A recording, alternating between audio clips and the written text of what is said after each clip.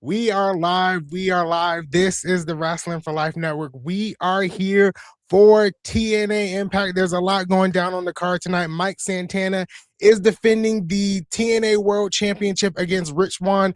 We will hear from Zaya Brookside as she turned on Leing just a couple of weeks back. Matt Hardy also takes on a member of the Righteous in Dutch. It's a loaded card tonight, so let's get into it.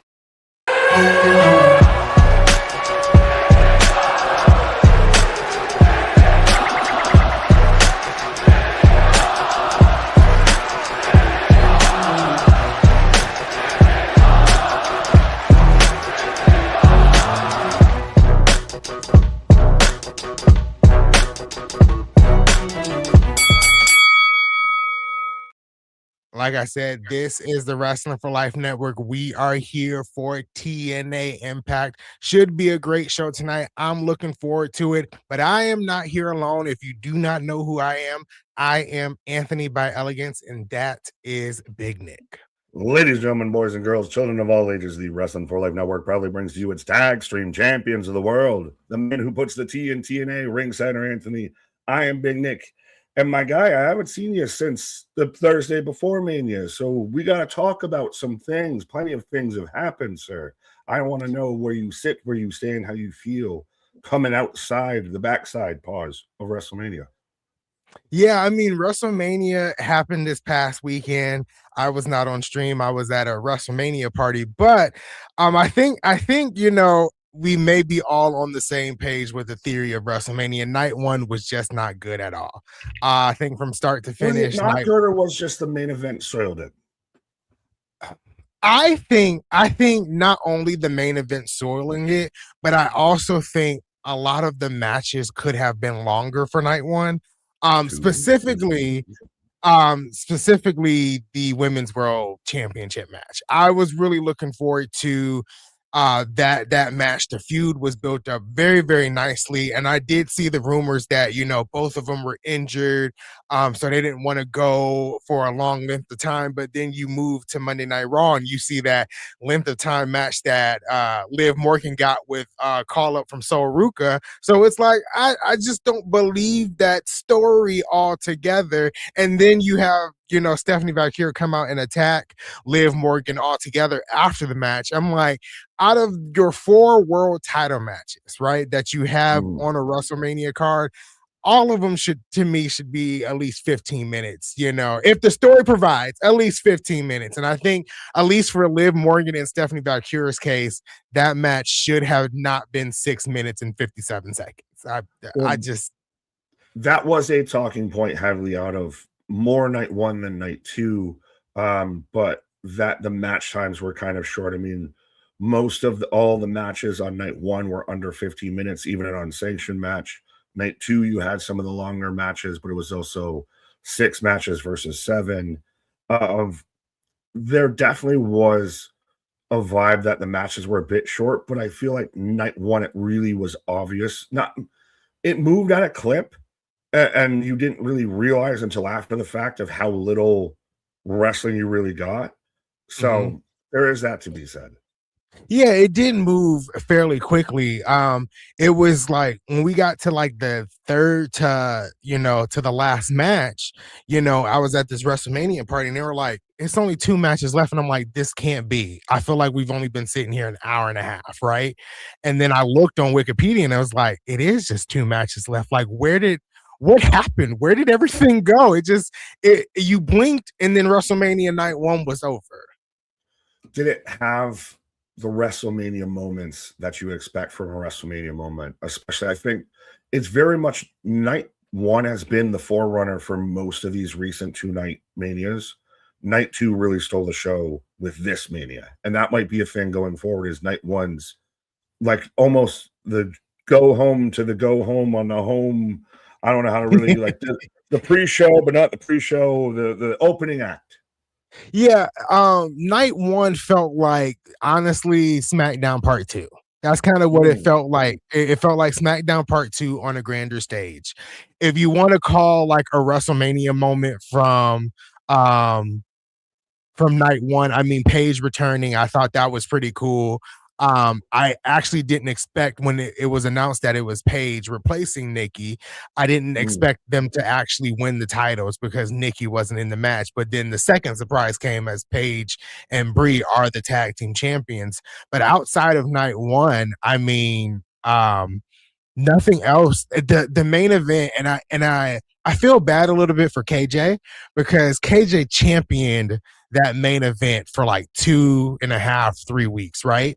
Trust me, I know. I was on the other side of that. And I feel bad because I was hoping for the best for KJ, where he can come out of this and say, everybody feels bad for KJ with this. You know what's happening for me? Right. I was on your side. That's why I feel bad for KJ. I was on your side. I knew that main event was just going to kind of fall flat and not be what, KJ expected it to be.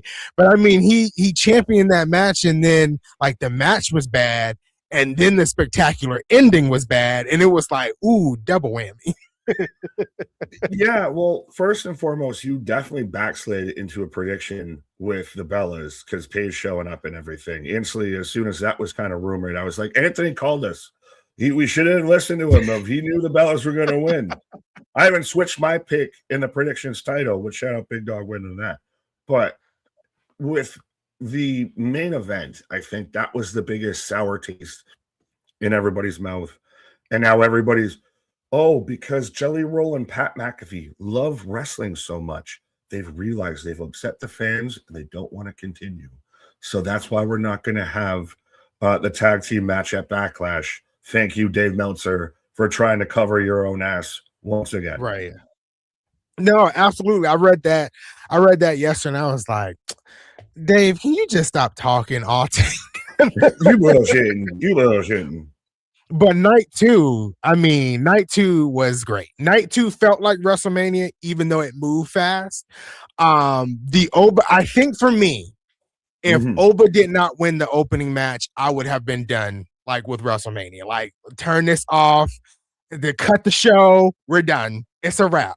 Oba winning set the tone for the night, and then I think the rest of the night went through. Even, and I've been critical on the channel about Jade Cargill, even though I like her. Jade Cargill showed up and showed out in that match against Rhea Ripley. They only had 10 minutes, but I felt like they put on a really, really good match for the time frame that they were given. I did expect Rhea Ripley to win, so that happened. The main event was just glorious. The main event between CM Punk and Roman Reigns, I thought that was great. What else happened on night two? Brock Lesnar's spontaneous, possibly retirement. Like, I thought that was insane. I was like, wait a minute, is he actually going to do this? I thought we were going to get the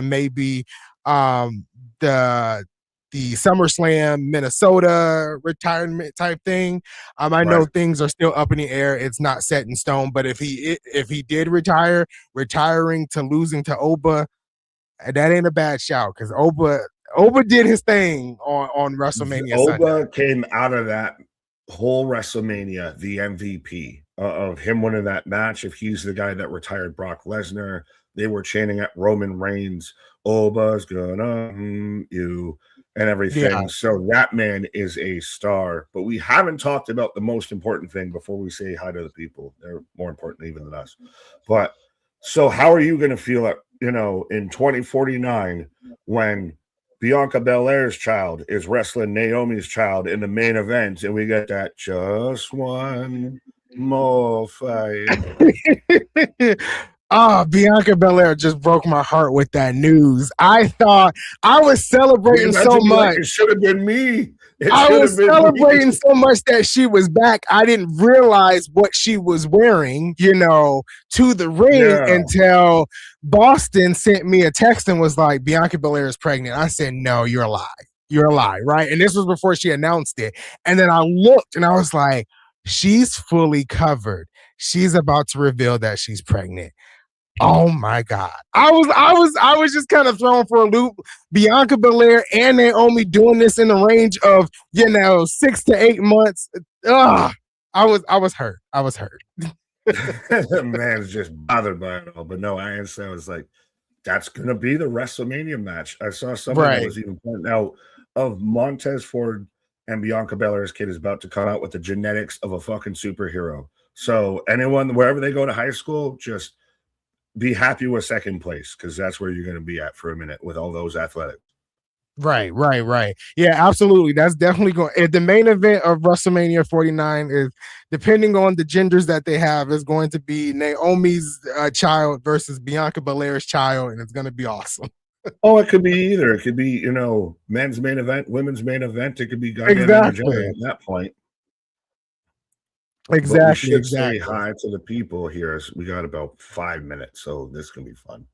All the allegations about me not clicking comments are about to happen. But top 3 from last night from Dynamite, Spaz, Jose, and Caterivos. Shout out, folks. That's how you get your points. The more you chat, the higher score you get. It's like an arcade, but, you know, you just win a prize on our leaderboard. But Zach, what up? Saying National Cherry Cheesecake Day. She's my cherry pie. Damien, TNA has announced number 1 contenders battle royal May 14th for the world championship. Yes, I did see that. I have a feeling that's when we see the return of one Mr. Steve Macklin. So I'm excited for that battle royal. Fair enough. Yeah, it's because he's kind of been absent. We get why, but yeah. But Kevin, I see you. Ken, yeah, just for everybody out there, let's go Sabres. And yeah, F Boston and Boston. We talked about this before in live. Who would have thought, hey, look at us. Who would have thought me and Anthony are the ones arguing about hockey right now? Not exactly. KJ. None of that. Sean, what up? TNA has been fun lately. Hope they keep this up. Let's go. Are we going to get a full answer from the Undead Realm? We might be getting broken Matt Hardy sooner rather than later. So we're going into the spooky summers of TNA. Yes, we're definitely going into spooky summers. We might get Willow. I don't know what's going on. We'll find out over the next couple of weeks. Right. Solution, what up? A1 sauce. That's only good on a burger from Five Guys. Pause. Eric, what up? Shouting out happy birthday to everybody. Moose, Britt Baker, Jamie Hayter, and the GOAT John Cena. For a minute, we had a good line pattern there. Seems like my brother shares a birthday with some great people except John Cena. So yeah, that's great. Oh, well, hey, John Cena slander, odd. And also, well, then happy birthday to Anthony's brother out there. Happy birthday to my other brother from another mother. But yeah, Ken saying, ahoy, maniac, because I guess Mega saying, no TNA and Sportsnet, only playoff hockey. See, Canada's so focused on the hockey that they're not even showing TNA up there, but we're the Americans here talking hockey. Exactly. But Hassan, why did I struggle with that? I see you.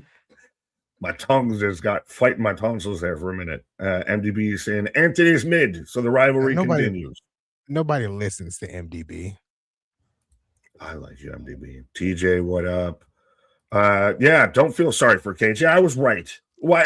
No, everyone's sorry for KJ. If he would have been right and I was wrong, would have anyone felt sorry for me? No. KJ's a goddamn genius. I would have both ways because I agreed with you. So I would have. If we were wrong, I would have felt sorry for the both of us. Well, we in this together. So why are you praising him instead of we?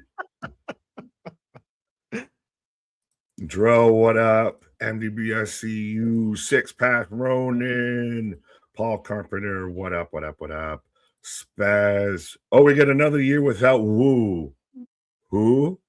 Oh, we didn't. I mean, if we want to talk about drunk Ric Flair just going off on everybody, we can talk about that. But yeah. Oh man, that was crazy. This man just belligerent. Stop putting microphones in front of drunken Ric Flair. Nine Stables rubbed some dirt on it. So, oh, yeah, Soul, very much. Oh, glad you're doing good, gal. Yeah. Yeah, that was a rough spot. I didn't see it live, but I saw it later on, and that was rough. That was rough for Soul.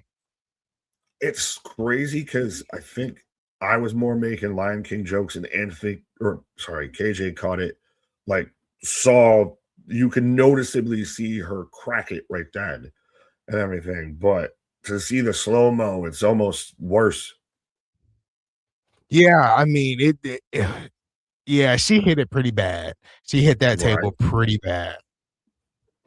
As I have Rich Swann coming out here right now, folks, as we've got TNA kicking off, as we're still reading off names, but we got the world title contenders doing the WWE walk-in entrance, but no fanfare, no crowd, no daylight, no parking lot. Yeah, I got the start of TNA. I got the video intro package. Yes. So yeah, this should be good tonight. I'm excited. But I mean, Absolutely. as you Go ahead. continue to go through the chat, I mean, I wanted to talk about a little bit of what I've heard from Steve Macklin and Deonna Purrazzo. We can save that for a little later, but I'm excited to talk about like what I heard, which is pretty cool. But I guess I can My read this. guy, it wouldn't be an episode of TNA without talking tea time with Tony out there. With tea Yeah, time with that's Anthony. true. That is true. Yeah, this is why I said you put the T in TNA. Trust me, we even got Elena Black, who's had her own controversies and everything happen in Vegas, and that's even a bigger issue we can even talk about. Yeah. But Spaz with $5. Bianca's kid's gonna be on Gen V. A Train. Hey Tony, happy post mania. And whoa, that's Nick from my book face. What? Santana is expiring soon? Question mark. Contract up maybe soon, perhaps. Yeah, contract up. They say contract up is summer, but he is advertised. I guess August is still summer. He is advertised for Lockdown, which is late August. That's technically still summer, but we shall see. Right. As I've the system coming out right now, which system over Death Riders? Are we at that point now? I think so. I think we're at that point. Is there that still though a little bit of that like similar-ish comparable a bit? Maybe say Alicia Edwards is Marina Shafir, but yeah. Maybe in the realm of them teams both being heels, yes. But I do feel like they're just kind of I feel like the system is more and I'm not saying this because I love TNA. I just feel like the system is more interesting than the Death Riders. They've actually probably honestly been going for about the same time as Ryan Nemeth on commentary, things I never needed in my life. But MDB, no, I would have had see, this is the thing. Y'all would have turned on me the second that Pat was involved in it, Randy won and everything like that. Y'all would have turned on me. MDB said I would have had hella Pat jokes ready for you. I believe MDB on that one. So it looks like Bear Bronson is taking on Nick Nemeth. I forgot about that match. That's happening tonight too, or right now. A hell of a match though to just drop in to start off with, though. Now, sorry, I have a really random side thing that just popped into my head that goes back to like your point, like last week or so about with TNA keeping their talent more in house and everything like that versus they're not going to wrestle AW talent. Why did no one bring up about the fact that TNA has a talented roster that you want to see them wrestle these AW guys and everything like that? No one ever seemed to give TNA's talent any credit on like, well, they're also part of this match. It's not just MJF fighting a broomstick that's got a TNA logo on it. It's Nick Nemeth on your roster. Bear Bronson's on your roster. Like TNA actually has a solid roster to where they were half of this too. Yeah, I think it's because TNA is easy to beat down. I think TNA is easier to take a shot at any point in whatever discussion you want to put it in. TNA is always the easiest one to take a shot, and I feel like it'll be like that for TNA until the end, until they either go out of business, get bought by someone, or the end of time. So I And think TNA, like, TNA will eventually start to fight back and really kind of get to a point to where they are a challenger. They're just kind of new kids on the block. yeah, and I feel like they'll get. I feel like they'll get to a point to challenge AEW, to challenge, the folks that say whatever they want about, TNA from the AEW fan base. I do think it'll get to that point. It's just when you see it so much online, I guess for me, you kind of get numb to it and desensitized from it. It's like, okay, we get it. Y'all hate TNA for something you don't even watch, and it just at some point it's like, you know what? I'm just going to distance myself. No, fair enough. I don't know. I get it fully. That's why I even thought about it, because this is Bear Bronson and Nick Nemeth, two guys who were pulled from those AEW matches, and nobody gave credit to the fact that they're on TNA's side and all of that, of how talented they are and being involved in those matches. Even with Leon Slater and Ricochet, people were sad because they didn't get to see Leon Slater. I didn't mean to open old wounds a little bit with, TNA is definitely the redheaded stepchild in the wrestling community a little bit right now. But I do think it is a testament to what they have and what they offer, and why they're going to, at some point, I want them to be very, even like, to not be the little kid that gets picked on. Oh yeah, absolutely. Absolutely. I feel like they'll get to that point where, TNA is talked about in a positive light, but it's just like, I think me and KJ both have said it multiple times on stream. It's just like, we've noticed that every time TNA is about to do like a live special, a pay-per-view, or a live TNA episode, something is it's brought out, something is leaked about TNA, which kind of dampers everything that TNA is trying to do. It happened with Rebellion. I feel like it happened, the week of the 14th when they go live on May 14th. It's just, I feel like it's a revolving door of every time TNA is about to do something big, we got to knock it down a few steps. And this is why you need to remember who was here first, folks, who was out here in these trenches. And, when TNA catches fire, when everybody starts to jump on it, or, hey, we're going live for the first one and we'll give you some tickets and everything like that, versus we've been here covering all of this, talking all of this, committed to the cause. Committed to the cause. Absolutely. Looks like Bear Bronson here has the upper hand on Nick Nemeth. Look like he's going for a side slam here. Yes, as we wax poetic, but folks, let us know who you got for this match. As I see Nightmare Queen, I see Boston give me grief about, I still don't click on comments, I guess, as well as anybody else. But yeah. Vance, I see you. Big Dog saying having a tiff already. Well, it wouldn't be, it's not always going to be kumbaya out here. And even then, it's always fun to get in a little scrap with your brother. Pause. Absolutely. Kyle, what up? Spaz with $10. There were fans in Drew's family hotel room. Booker and X-Pac were assaulted with cameras in the toilet. Punk had to protect AJ Bailey. Priest protected 2 female refs. Elena calling out one creep. Yeah, Spaz, I know 100% what you're talking about, and trust me, we're going to get into it. We've already rambled enough, so I want to put a halfway linchpin in that. But, first commercial break, I want to know how you feel about that, because me and KJ have talked about it and even like you brought up, and halfway pivot here, of people are preordained to hate on TNA. You got a lot of people out there WrestleMania weekend that already had, tweets that were already sent in drafts to, just waiting to hit send, regardless of whatever happened.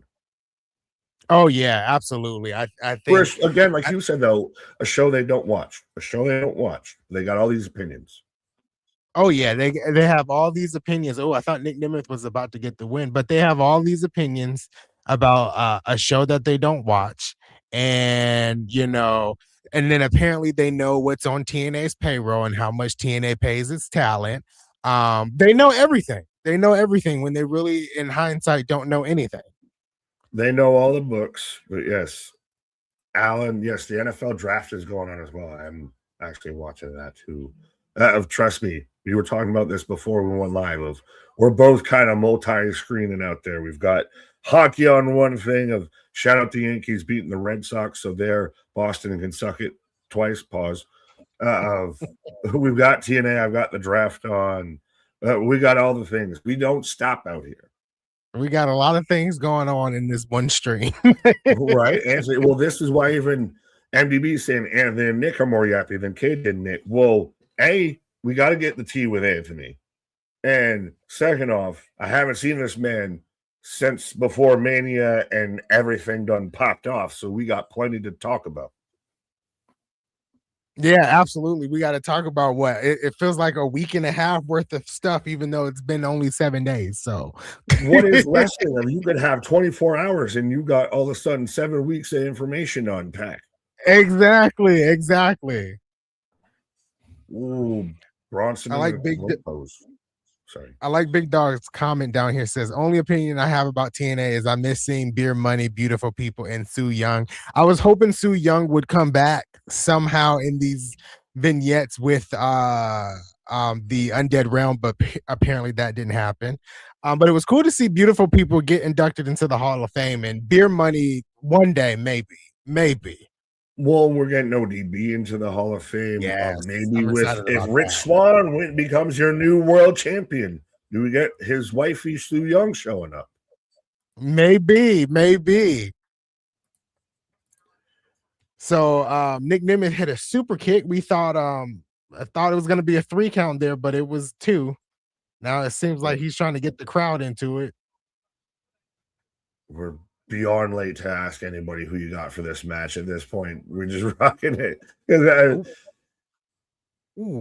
want Bear Bronson to win this. Nemeth with me too. Thing is still very weird. Like, I don't fully get it. That was a nice move. Well, Falcon Arrow there. Yeah. You don't expect a guy that looks like Bear Bronson. He looks like me out there wrestling, just a much more in shape version. But to hit a move like that. Yeah, you don't expect someone like Bear Bronson to do that. So that's kind of why it was interesting. I forgot it was called a Falcon Arrow for a second. That's why I said it was a nice move.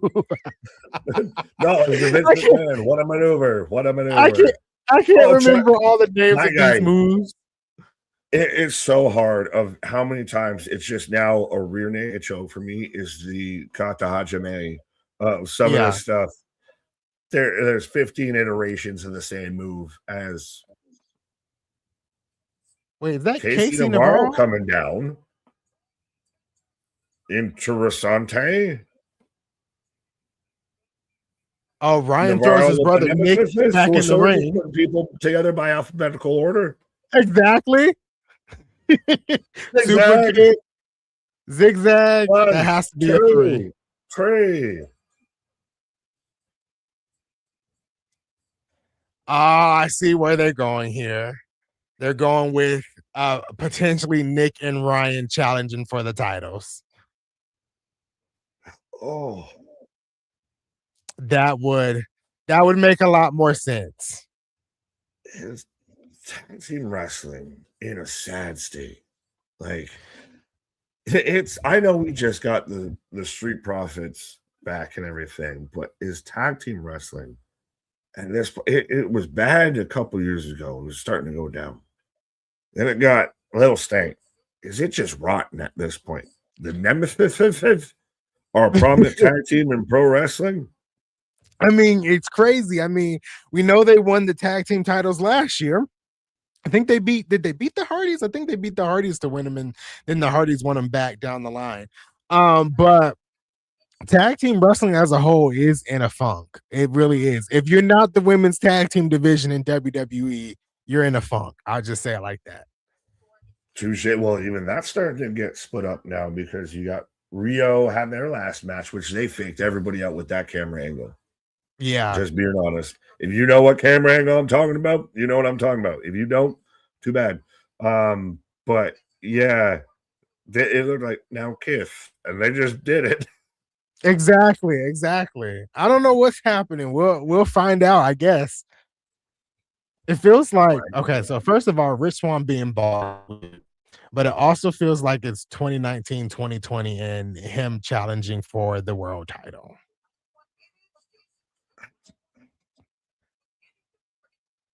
Well, excuse him with BDE. Like, what is Rich Swann in TNA right now.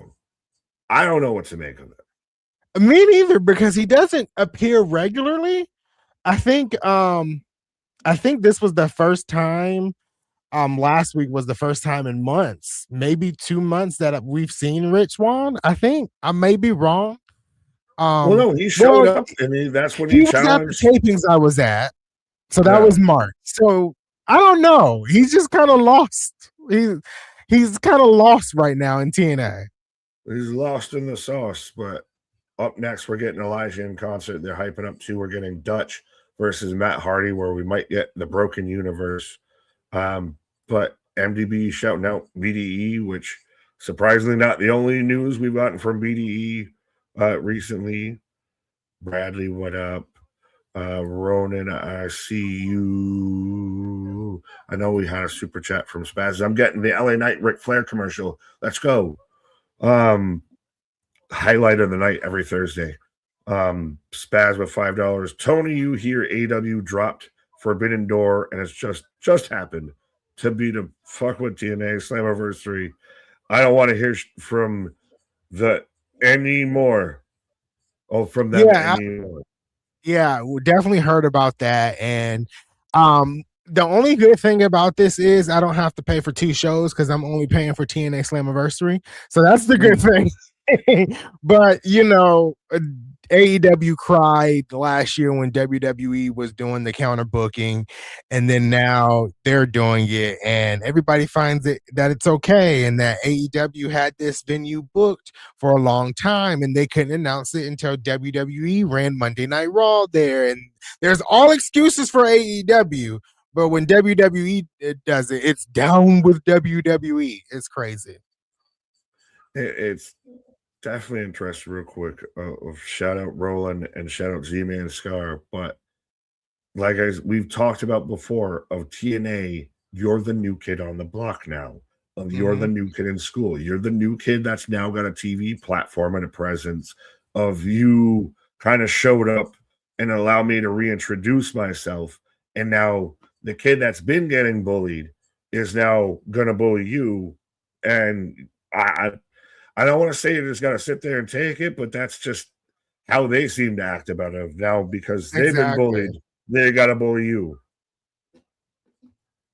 Yeah. The same people that say just enjoy all the wrestling. We love everybody, but because you might have kind of you left us, TNA. We used to date you, and now you're going out with Chad, the starting quarterback. Now we don't want to fuck with you anymore.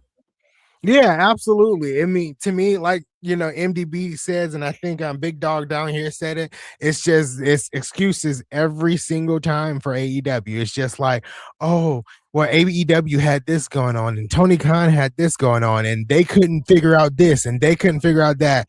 Bull crap. You know exactly what you're doing, and one day it's going to come back and bite you. That's how I feel. Well, and I know you didn't exactly watch it, but it's starting to, I think you're seeing it manifest with Dynamites. It's been all a bit quiet on the Western Front for AW weekly shows. And I know that they've had to really move Collision around. Do you think that they're going to move Collision straight up to Thursdays?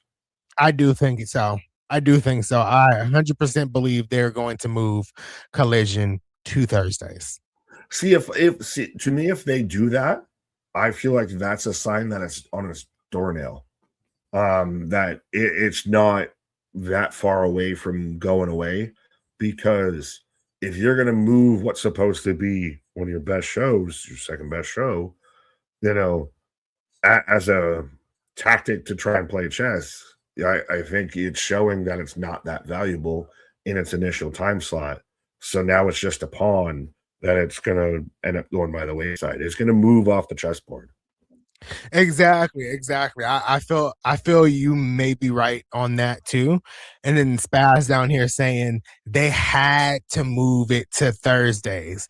That was another excuse, saying WB, or what is it? Is it Warner Brothers? Yeah, WB. Warner Brothers wanted to wanted to move it to Thursdays, but AEW wanted to keep it, after I think it was the playoffs on Saturday nights. I don't believe none of it. Y'all moved it to Thursdays because TNA is on Thursdays. I'm going to die on that hill. Even if I'm wrong, I'm still going to die on that hill. We die on our hills out here. Pause. But no, 100% of it again.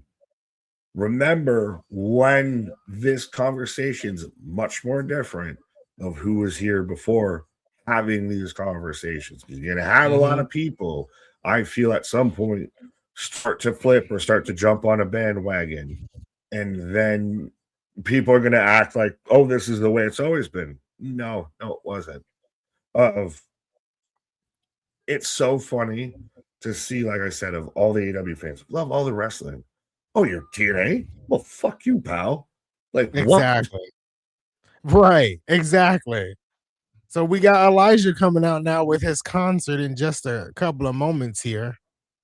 But it even goes back to this is cosplay Elijah. Oh, that's not Elijah. Built. He's very much got the, Spirit Halloween beard. Yeah, wait a second. Yeah. I didn't even notice that wasn't Elijah. That's definitely Frankie Kazarian. They tried to do it because they tried to do it initially with the dark lights and everything. Now, yeah. Is it interesting? We've seen a lot of concerts recently in wrestling. We've had Joe Hendry. We've got Elijah. It's so crazy. They almost were always in the same company. Like, they should have crossed paths. Like, do a dual album. Give me a side and a B side. Give me a double album of Joe Hendry and Elijah. Yeah, I feel you on that. I feel like they crossed paths maybe one time, and I think they did a double concert on Impact. I think. Don't quote me on that, but I feel like they at least crossed paths one time. I hope. To me, it's one of those of just why hasn't it happened now? For those who like to do comparables. Frankie Kazarian doing Elijah or Ricky Saints doing his, best rock impression trying to make fun of Joe Hendry. I think this is already the better segment. Right. I don't know what that was with Ricky Saints. What was that? A couple of weeks ago? Yeah. That was bad. That was bad. Frankie Kazarian actually sounds like Elijah in this moment. You're only going to walk in.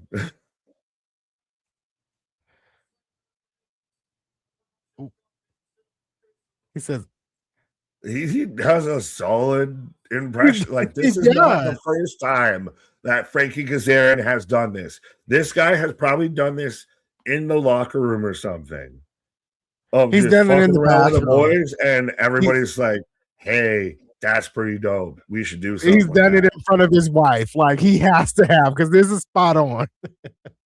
I think he's even probably done it in the locker room for them to even think that, like, he could go out there and do it. I mean, pause. I've done some things in front of my wife that most people don't want me to go out there and do on stage, but yeah.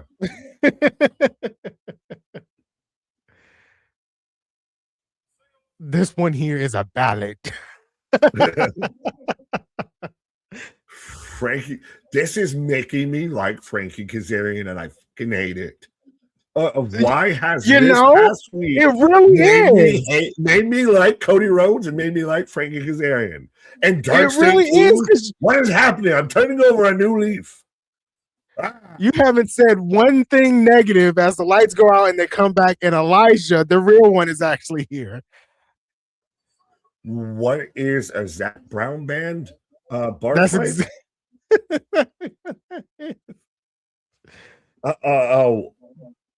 Mumford and Sons mosh pit.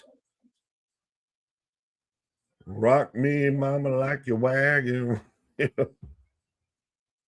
So commentary basically said, I forgot about this. Daria Ray denied Elijah a one-on-one match with Frankie Kazarian. She did that over a phone call last week. So that's why he, attacked him from behind.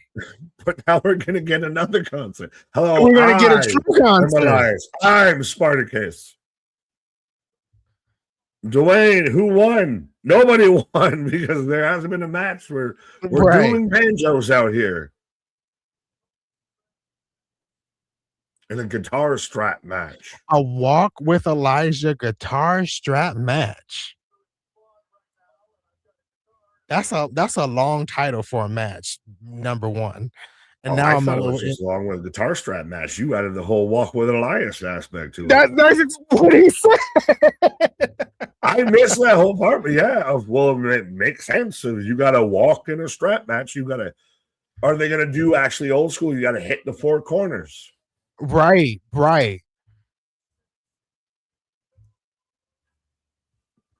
Oh, they're still on the series. Where's Bradley? Bradley was at these tapings. Hi, Bradley. Exactly. Where is Bradley? The crowd is really into go this away. Didn't want to spoil too. anything. That's true. And it's hard to not spoil anything when you've been there and you've seen it all for like 4 weeks. How long is Indian Santino suspended? About 35. Indefinitely. Indubitably. John Z, yeah, that they were definitely in create a match mode with that one. That's exactly what that is. Guitar strap match. WWE 2K creative match. They haven't said when it's going to happen. Maybe I'm assuming the live episode, but that's 2 weeks away. Yeah, as what? 2 or 3 weeks away. EC3 is still walking around with a chair. How do you feel about EC3 being here? I know you've been kind of going through the backlogs of TNA and everything, just on your own little personal adventure. How do you feel about them controlling their narrative and bringing in EC3? So I haven't got to like his part of TNA just yet. But what I've seen online is like it's mixed feelings. Some are glad he's there, some are not, happy he's there. I'm like kind of in the middle because I don't know what he, did. My introduction to him was NXT, and then he didn't really do much there, and then got called up to the main roster and then released shortly after. So I think right now I'm interested to see him in this light in TNA, but it can quickly turn sour quickly as I, dive into the past history and into like if something doesn't go right. Super interesting character in pro wrestling. He honestly, from Derek Bateman to EC3 to Control Your Narrative, like he's just one of those that is just really interesting, like honest to God. And I know it's probably an indie fucking thing with me a bit, or a Smart Mark thing. But if they ever did like an actual documentary about like all of that, I'd watch it. If that's a Netflix, if Netflix did a wrestling version of like Dark Side of the Ring, that would be interesting. Or I don't know if Vice would. Well, Vice is up in the air with that, but yeah. He's a really interesting character, and I know I've said that like 18 times, but yeah. No. He definitely, from what I'm understanding, he definitely is interesting where I'm sorry, I didn't know that the Buffalo Sabres scored. So it's 2-1 and it's 6 minutes left on the clock here. But anyway, yeah, you can just have that. Oh, yeah, he definitely is a bit interesting. Like I said, I'm kind of cut in the middle here. To me, he had such big shifts of he's at one point he's in NXT, and it was really clever of he did the whole Derek Bateman thing of to where he was Daniel Bryan's, trainee and everything. And they even rigged because that's when it was a game show. And they do the whole shit of like, we have we've already known the answers, whatever they ask. We're just going to answer this. And it's like, what do you think that your trainee could get better at? Chicks and beer. He said chicks and beer. Like, what do you think your trainee will be? The next Steve Blackman. It's just, they fucking put the fix in. And it goes to him and TNA as Dixie's cousin or nephew and everything like that. And that's where he really kind of hit his stride. That's where he got to NXT the second time. And then it goes to where he just shifts to like Control Your Narrative, which was like the indie A24 version of like pro wrestling that failed pretty fast. Yeah.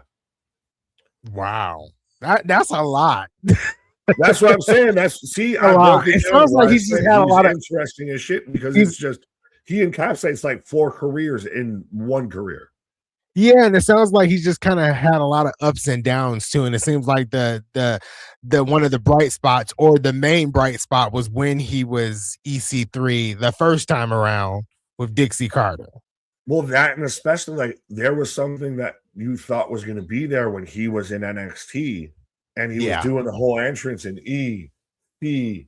He was LA Knight before LA Knight a bit. Yeah. And then it all went sideways. Yeah, I'm definitely interested to see like his first run in TNA. So hopefully I can get to that very, very soon of his first run in TNA. Fair enough. Now as we've again been yappy. Dwayne, he was asking about with Nemeth and Bronson. So Nemeth won that one. Yes, Nemeth won with his zigzag. Yeah. Big Dog, I see you. Oh, Bradley was out there letting us know, and I'm missing the exact comment, but I'll just click on a comment for Bradley. But they filmed, so he saw what we saw that was on the Wednesday taping.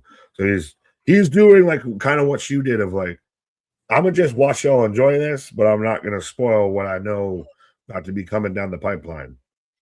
Yeah, I like that, Bradley. I like that. Just take a back seat. You already know. You've already seen into the future. You Raven Baxter. You saw the future. So sit back and relax. Raven in the future. It's the future. I can see.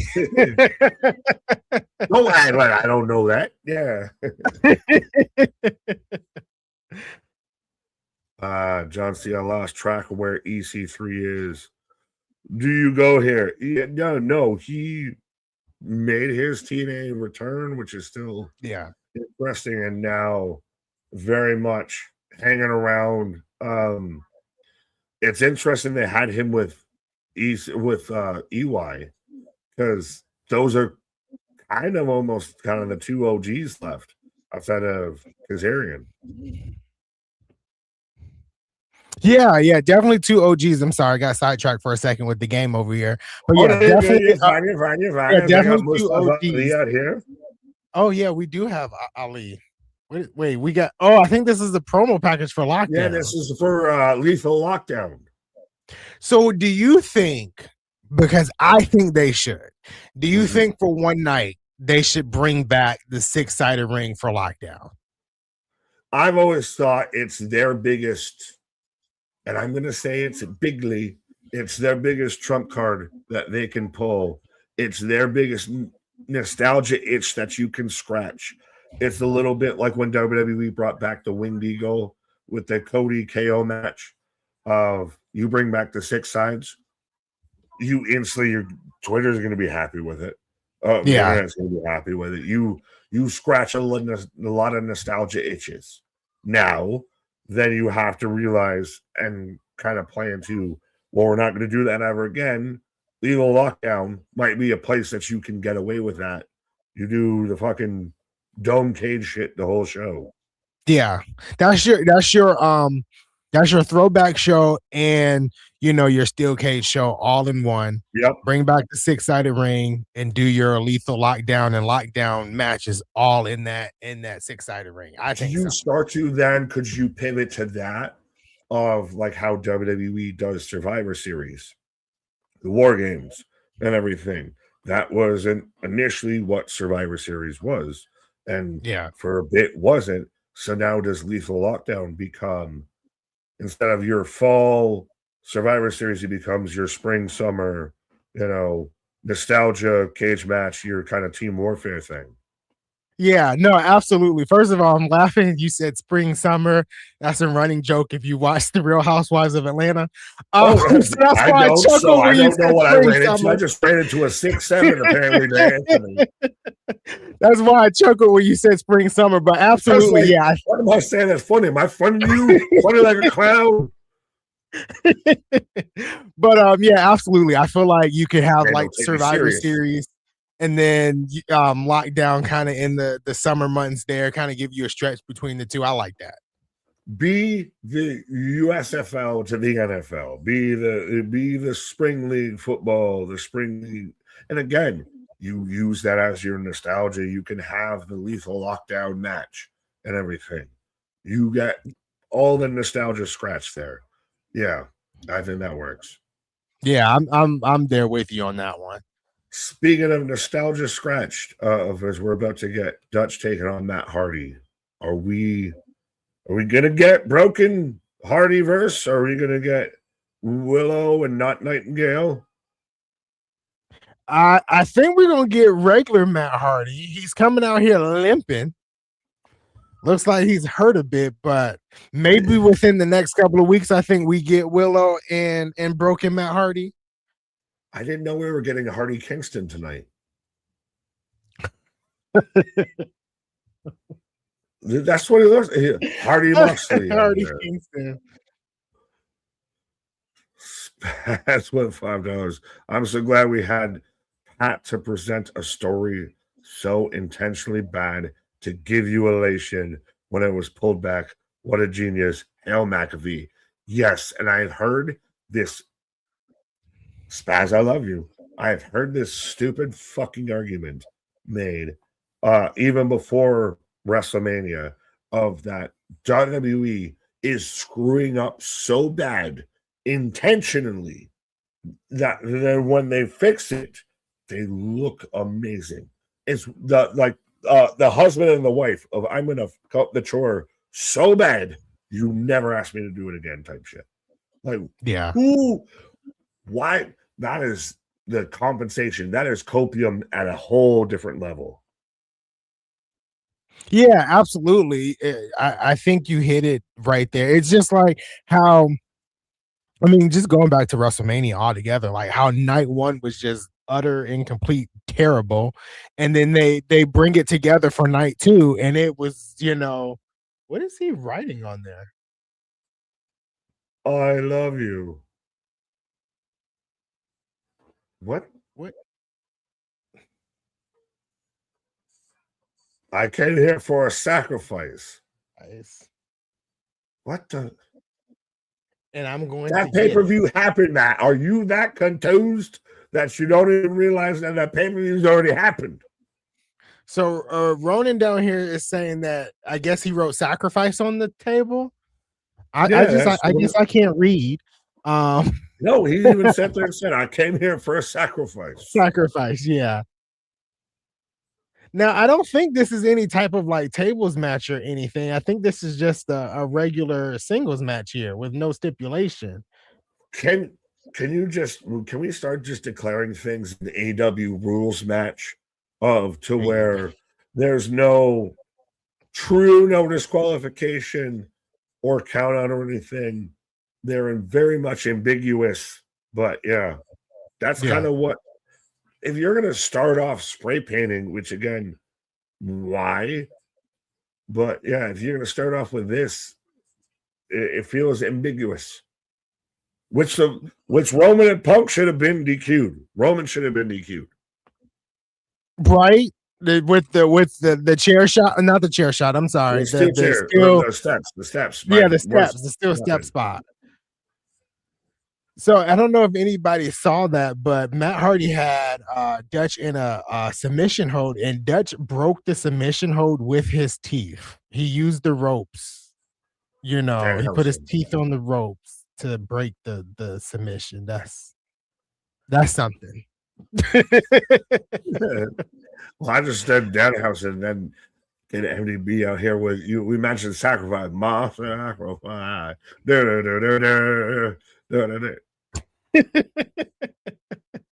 Hello, my friend. We'll meet again. Ooh, smash his head right into the Slim Jim on the table. It's like that's not how they're supposed to look. Slim Jim. He's saying you will be my sacrifice. That sounds a little freaky. Yeah, but what is it with pro wrestlers just yelling cryptic shit or speaking cryptic shit like mid match and everything? Like, I know you didn't really watch AEW Dynamite, but Leo Rush the whole time. And again, I don't know how you feel about Gollum, Adam, of his character, but he's out there like it's growing stronger. They used to call him like one of us talks in riddles, the other talks in rhymes. Like he's just what? Don't you They fucking tied know? it. I have 3-1. I have 3-1. Wait, I I have third. 2-2. I have 3-1. Now I have to. See, false hope. You believed in false prophets. The Boston Bruins are false prophets. Yeah, MDB, to hell with you. I'm not a wind-up toy.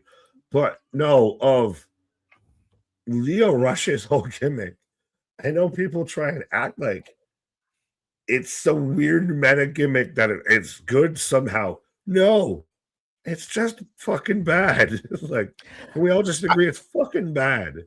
I saw a clip, and shut up, MDB. I see your comment down there, but I saw a clip of his entrance. And I was like, what is he doing? Like, what? Like, he was crawling out there, and like I was like, I don't even want to watch the match He now. gallops This is just into weird. a tope or to a dive.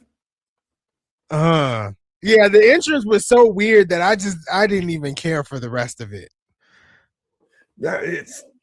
I almost feel like they're halfway leaning into it of like, we're gonna be just creepy the whole way through. Because like half of his intro is like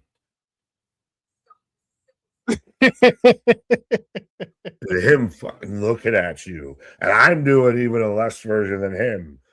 But yeah, that even made me unsettled there. But yeah, it's not good. I haven't seen too many people really flag waving and guitar banging for Dynamite's TV shows. Moments, yeah. maybe, matches, maybe. The shows, not so much. I have to say, for AEW, you're right about Dynamite. I haven't seen that, but Collision has been. I've been watching Collision not every Saturday, but the episodes I catch are really Dynamite is wrestling heavy, but have been really interesting. I'll say they've been really good. There's been some episodes that I've really enjoyed from Collision. So You're talking about the enemy now. That's about to be there on Thursdays. You ready? I know. I'm talking about the enemy, but it's been really solid. Just stay on Saturday nights and not on Thursdays. Well, no, you're just gonna have a menage a trois or something up there.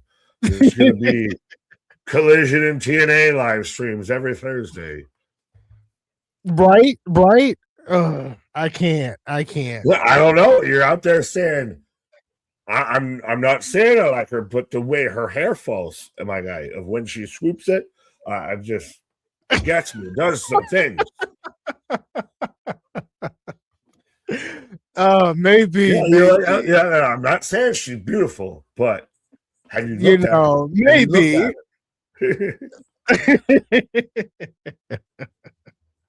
3-1 Sabres final. Let's go. As I put on my fucking pop filter. Yeah, I got the end of, like, the game hasn't officially ended, but it's ended. It's 3-1. So, it is what it is. We come back Saturday night. This is why New York is better than Massachusetts and forever will be. We come back Saturday. I think the next game is Saturday, right? I think the next game is Saturday. So we come back. I'm speaking directly to Boston, and I love you, and this is why I know I can get away with this. The Yankees are 16-9 after tonight's game. The Red Sox are 9-16. Buffalo just went up 2-1 in that series after 14 years of not doing this and everything. We taking over. We out there got Josh Allen hitting the drums, pounding beers and everything. On Tuesday, yeah. Yeah. So we're back with TNA. A problem. Yeah, game is officially over. I can shut down the tablet here and be disappointed until Saturday.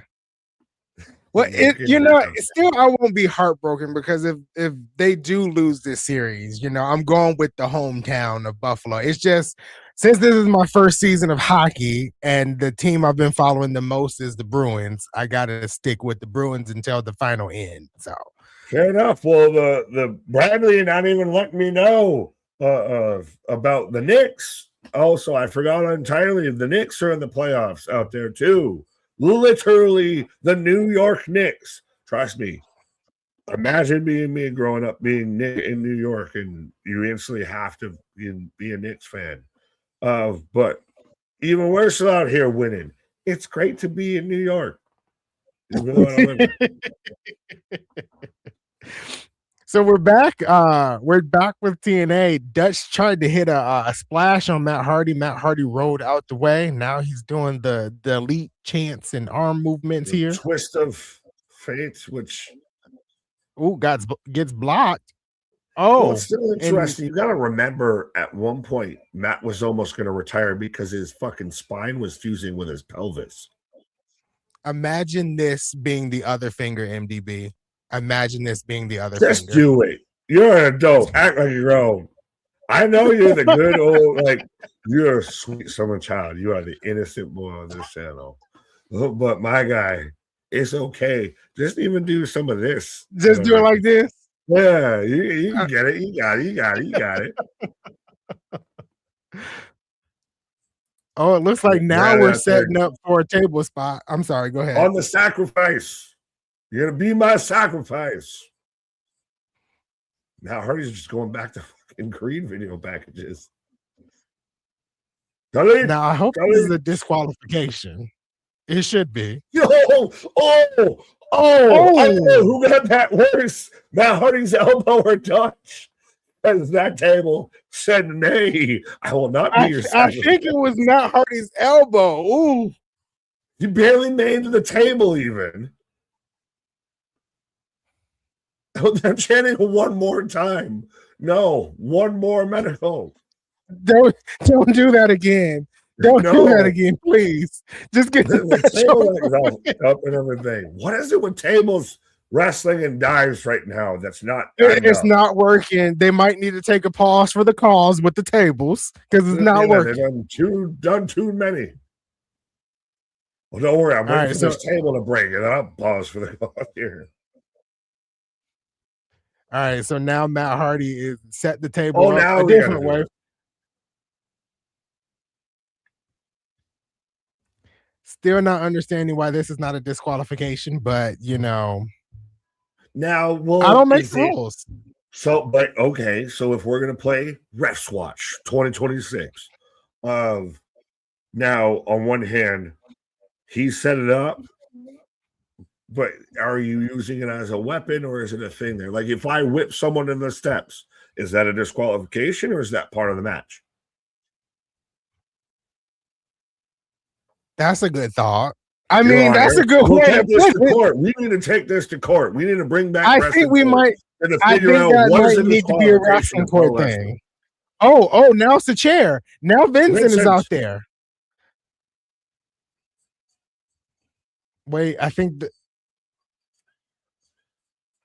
Vincent. Oh, Vincent with the distraction. 1, 2. Is that like the end of days? The referee he was fucking, just put those old records on the shelf. Was that move kind of like the end of days a little bit? It's the end of days black hole slam. It's to me, I've always kind of viewed it of that tilt-a-whirl body slam. I can't fully remember the end of days. I think there was more of the Wyatt's move. The Sister Abigail. Sister Abigail. Yeah, there was more of that snatch effect to it, which again goes to show you everybody's copying everybody's fucking wrestling moves out here at this point. No, absolutely. Like you see, the Styles Clash now has become like a regular move. I don't really like that, but it's that's just with Will Ospreay. But that's true. That is true. You're right there. Well, as Dutch just beat down Matt as Vince's home court. Right. I'm assuming Jeff comes out, or maybe not. No, Willow. We're gonna get Willow. Willow, yeah. Oh, thank God it is actually just Jeff, because I was gonna say I fucking hate the Willow gimmick. I will go on after you record. come back, like I don't really have a defense to that because that's your opinion. And I didn't really see much of the Willow thing, but after your break, I would like for you to kind of explain why you dislike Willow. I'm interested to hear. Well, on that note, then I guess that's setting me up for the commercial break. So here, I'll go pause for the cause. I'll go gather my evidence, Your Honor, for why I dislike the Willow character, but I'll be back first. That's your evidence. As Nick takes a pause here, we get the end of the match with Dutch winning. Jeff Hardy came out to save his brother, hit a swanton on Dutch there. I'm a little bit more interested now in this feud, even though it was like it started off as a feud and then they were a tag team together and they were working together, and now it's back to an actual feud. It's actually picked up some steam this second time around. Seems like the righteous are actually getting more of a reaction from the crowd. So yeah, I'm liking this time around. Going back to the whole Styles Clash thing, MDB says the Styles Clash belongs to AJ, Michelle McCool, Dragon Lee, and Ospreay, I guess. Seems like those I've seen obviously I've seen AJ Francis use it a couple of times. I feel like there was one other person, maybe Leon Slater, has used the Styles Clash a few times. I hope it just doesn't become like one of those regular moves like the super kick did. And it's overused sometimes. But we got a backstage segment with Daria Ray and the Elegance brand. Let me turn this up a little bit just to hear what they have to say. She's talking about Santino being suspended.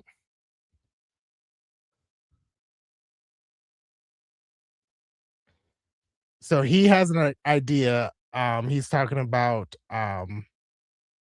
Mr. Elegance. So the Iceman has an idea. I don't know what his idea is.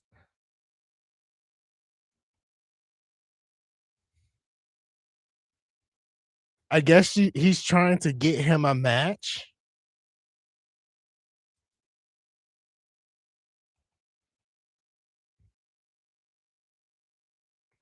I don't know what his vision is. He just keeps saying, I have a vision.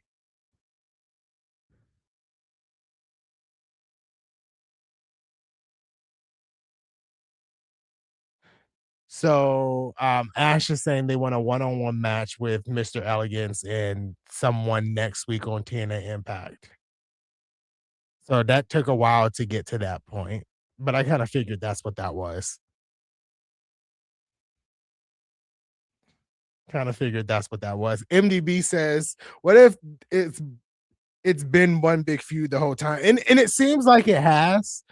And maybe it just kind of like took a detour for a minute, and that was used as them getting together as part of the feud. Definitely can see that happening. I felt like it started off strong and then died out with them working together, and now it's kind of finally picking up steam again. So I don't know. It just seems a little bit weird. John C down here says that Matt got hurt. Yeah, did he really get hurt? Is that anywhere? I know that table spot with the elbow that was rough. That was rough to say the least.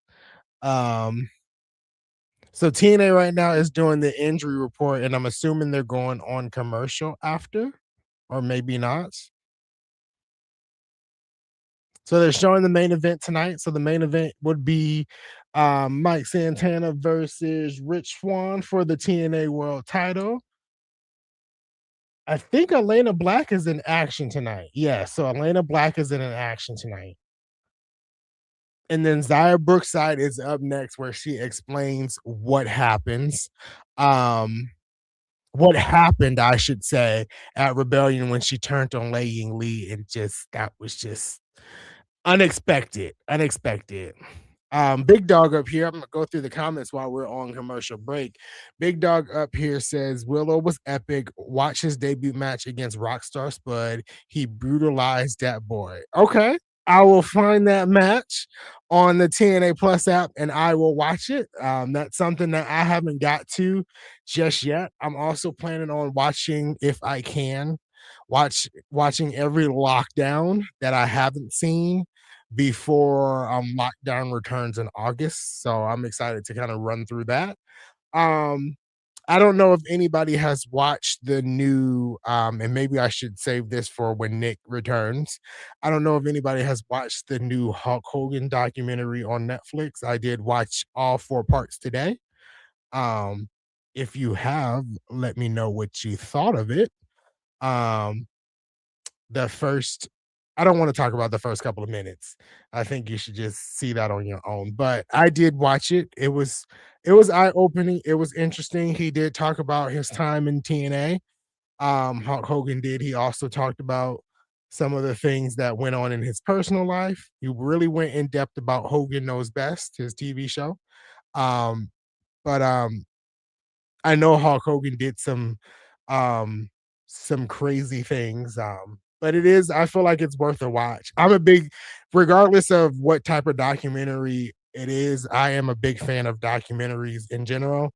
Um, so it is a good watch if you like documentaries. I'll just say it like that. Now we can save the rest for when Nick comes back because I don't know if he's watched it or not. And we can talk about maybe the first episode or some of the parts of the first episode. Bradley says I only watched the first part. MDB says he hasn't seen it yet. Um, and I'm also interested. I think there's a new Shawn Michaels documentary out on Peacock, I think it is. So I'll be checking that out in the next couple of days. But that came out. I think that Hulk Hogan documentary came out yesterday. Yesterday, I think it came out on Wednesday. And since I work from home, I watched the whole thing today. Yes, Damien, I wanted to talk about this too. Wrestling Revolver is leaving Triller. Everybody and their mama is leaving Triller, to be honest. AEW has left Triller. I believe TNA has left Triller. And now Wrestling Revolver has left Triller. And their next live show, which is this coming Saturday at 8, will be on YouTube for free.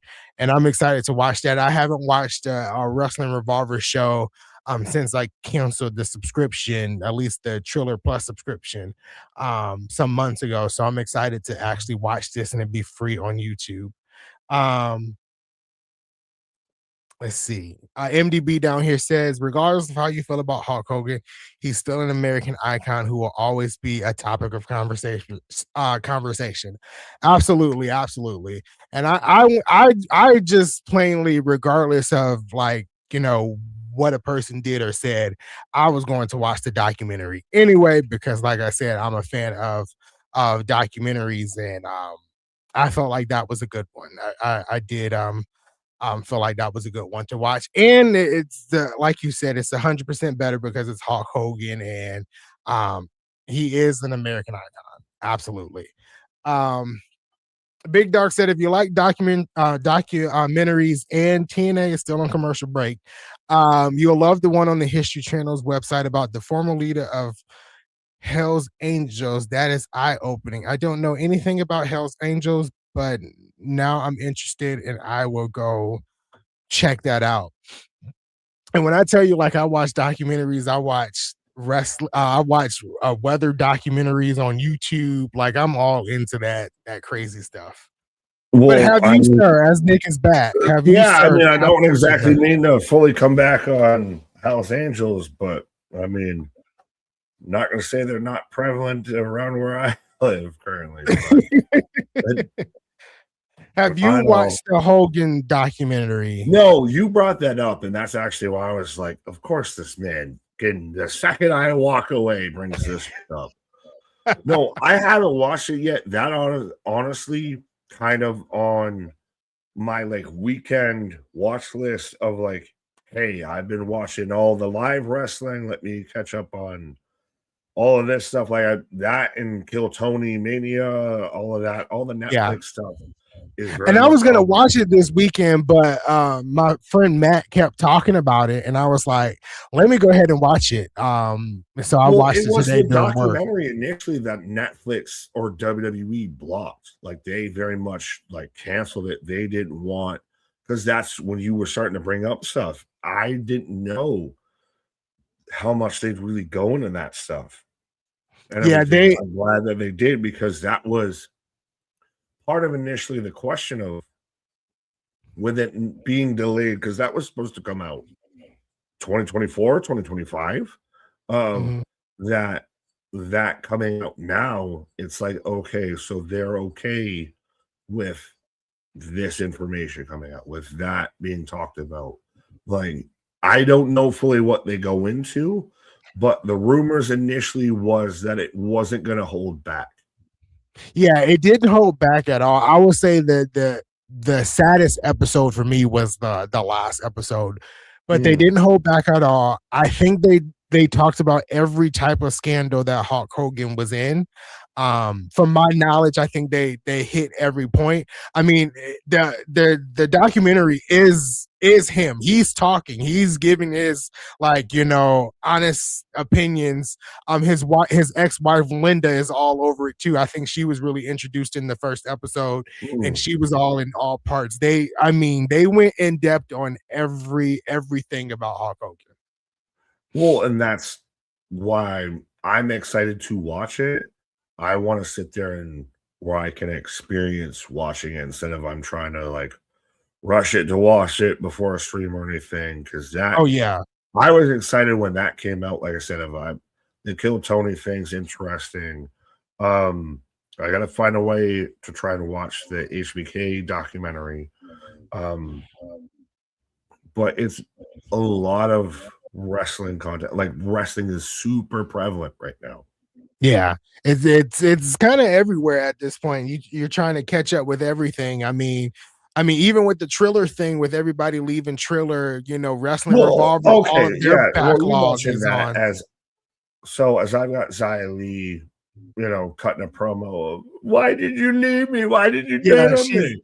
she's begging Zaya Brookside to come out and I'm explain sorry. herself, I know and you she love this should. lady. I don't give too much of her. Like is Xia No, Li is that's fair. talented, but Zaya Brookside, I don't. She's the Darby Allin without the face paint Not the and the dark. crazy spots. She's just she. I feel like if I breathe in the wrong way, she's gonna float across the ring. No, I feel you. I feel you. I'm hoping that she's at least with I don't this believe character. she's a badass in leather That's what jackets I out was here about right to say. now. I'm hoping this is believable because she gives sunshine and roses, right? So I'm hoping this is believable. But from what I'm hearing from people on social media, like, she did a heel character before and it was really good. So, oh well. Shut your mouth. Yeah, Oh, okay. just pedal it forward. That's She all it she got is. she got the black looking good. My guy. Uh-oh. Are we gonna go fashion and everything of oh well she's wearing black leather, so she's fucking rocking the heel look. No.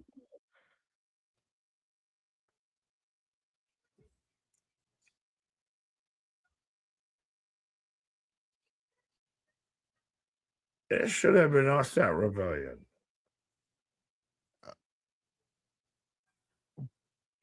It Yeah, should have been see, them. this is what I'm not opposed to the what chance when she's out there. You decided to get in my way. What? Oh, What?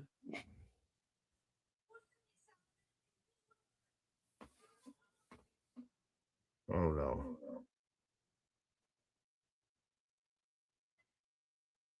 So Zaya's translating mid-heel promo. and then she says, "I'm done translating for you."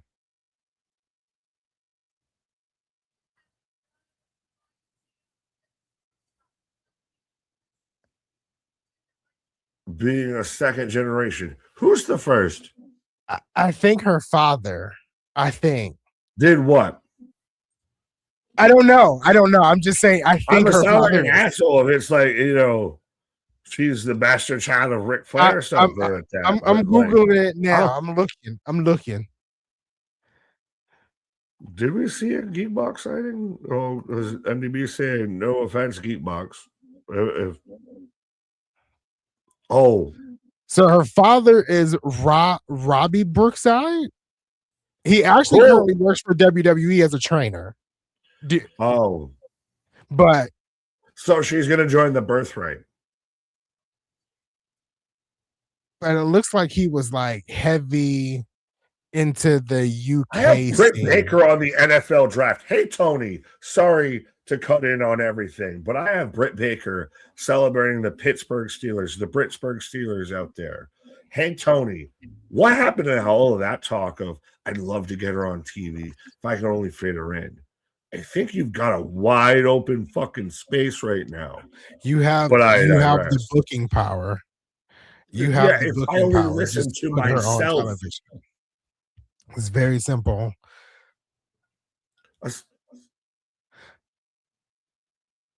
Oh, I feel so bad.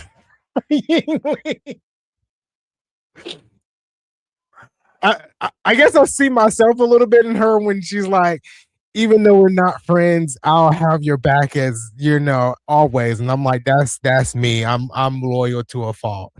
But I have to say, I'm not a fan of this. Heart, I still love you. I'm not trying to on a sentimental moment, but just what the fuck is this? I was just about to say I'm not really a fan of this. Thank God. I'm sorry. I didn't mean to be like, no, Anthony, you have to be an asshole. Don't you feel no sympathy out there? No, I'm not. I think it's a bit too long. You, but at the same time, I'm like, what the fuck is this? I'm just basically, just kind of giving what they're saying and how it makes me feel, but I don't really like this. I think it's a bit too long. It's too long, too awkward. Yeah. Of the heels emotional about this. I thought it was just going. Am I wrong in thinking that this is like they're selling this like this is a 10-year breakup or something? I thought this was more going to be just Zaya Brookside explaining the attack and then going on about the rest of the show. I didn't think Leing Lee was coming out here. I didn't think it was none of that. I thought it was going to be more of a video package of Zaya Brookside. A wee bit, or at least her explaining just her cutting a solo promo. Yeah, that's what I meant. I'm sick of you. Yeah, that's what I meant. Like a solo promo of like why she did what she did and moving on. I didn't think it was going to be this whole Days of Our Lives segment. I wasn't expecting that. And I swear by the moon and the stars. Spaz with $5. I would still rather watch this than a Kenny Omega promo. Great wrestler, but on the mic he looks like he's talking tired. He's taking a tired poop. Well, Kevin Knight did himself no favors. His promos were whole. Even MJF had a simple breakdown of like, so you're the jet. The jet is fly. The jet is the team. Now we're hugging. What is happening? Yeah, and I know she apologized, but hey, I watched this on TNA. Oh, there she goes. Long live the king. As she looks at the hard cam. I know what they're doing, but I still think that's fucking stupid that she looked at the hard cam, like directly down the TV lens. Yeah. You shouldn't know. That's a fourth wall break. That is true. Ronan down here said that Jezebel. God damn it, that harlot. DDT. Ooh, that was a hard DDT.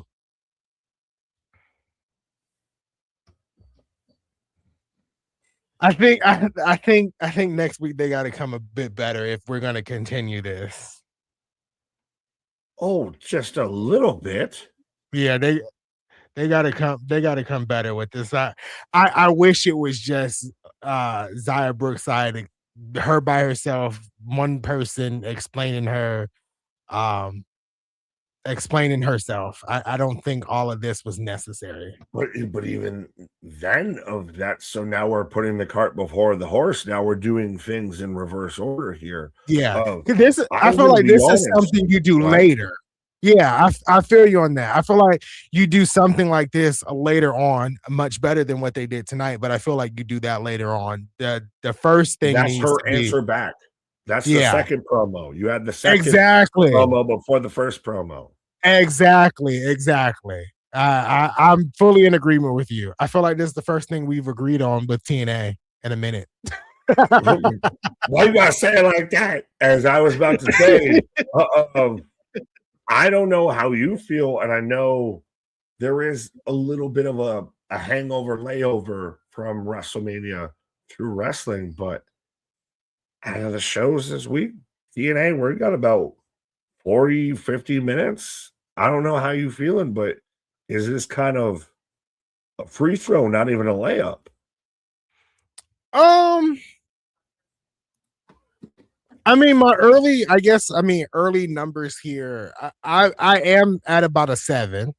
I did like the opening match. The Hardy match was fun. To me, the only segment right now that was a downer was this one. Have we had 2 matches, right?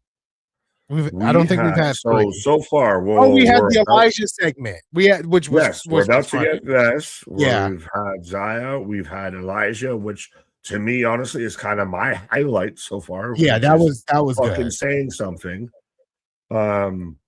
We had Matt Hardy versus Dutch, which Dutch won. I still don't know truly how that ended because Vincent came out, but Matt Hardy had the Dutch won. Spot.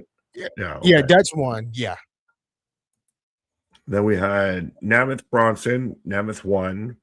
And like you said, it looks like we're setting up the Namath versus the System for the tag team titles. Right. Yep. And then we've got that's the main event. And I do feel like that main event's going to be really good. They have to kind of can deliver a little bit. I mean, I'm interested of.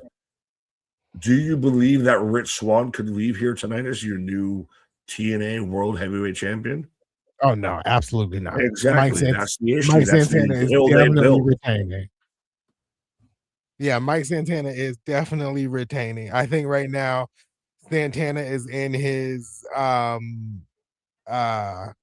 do you want to call it? Open challenge era, because last week he basically said I'm giving this title shot to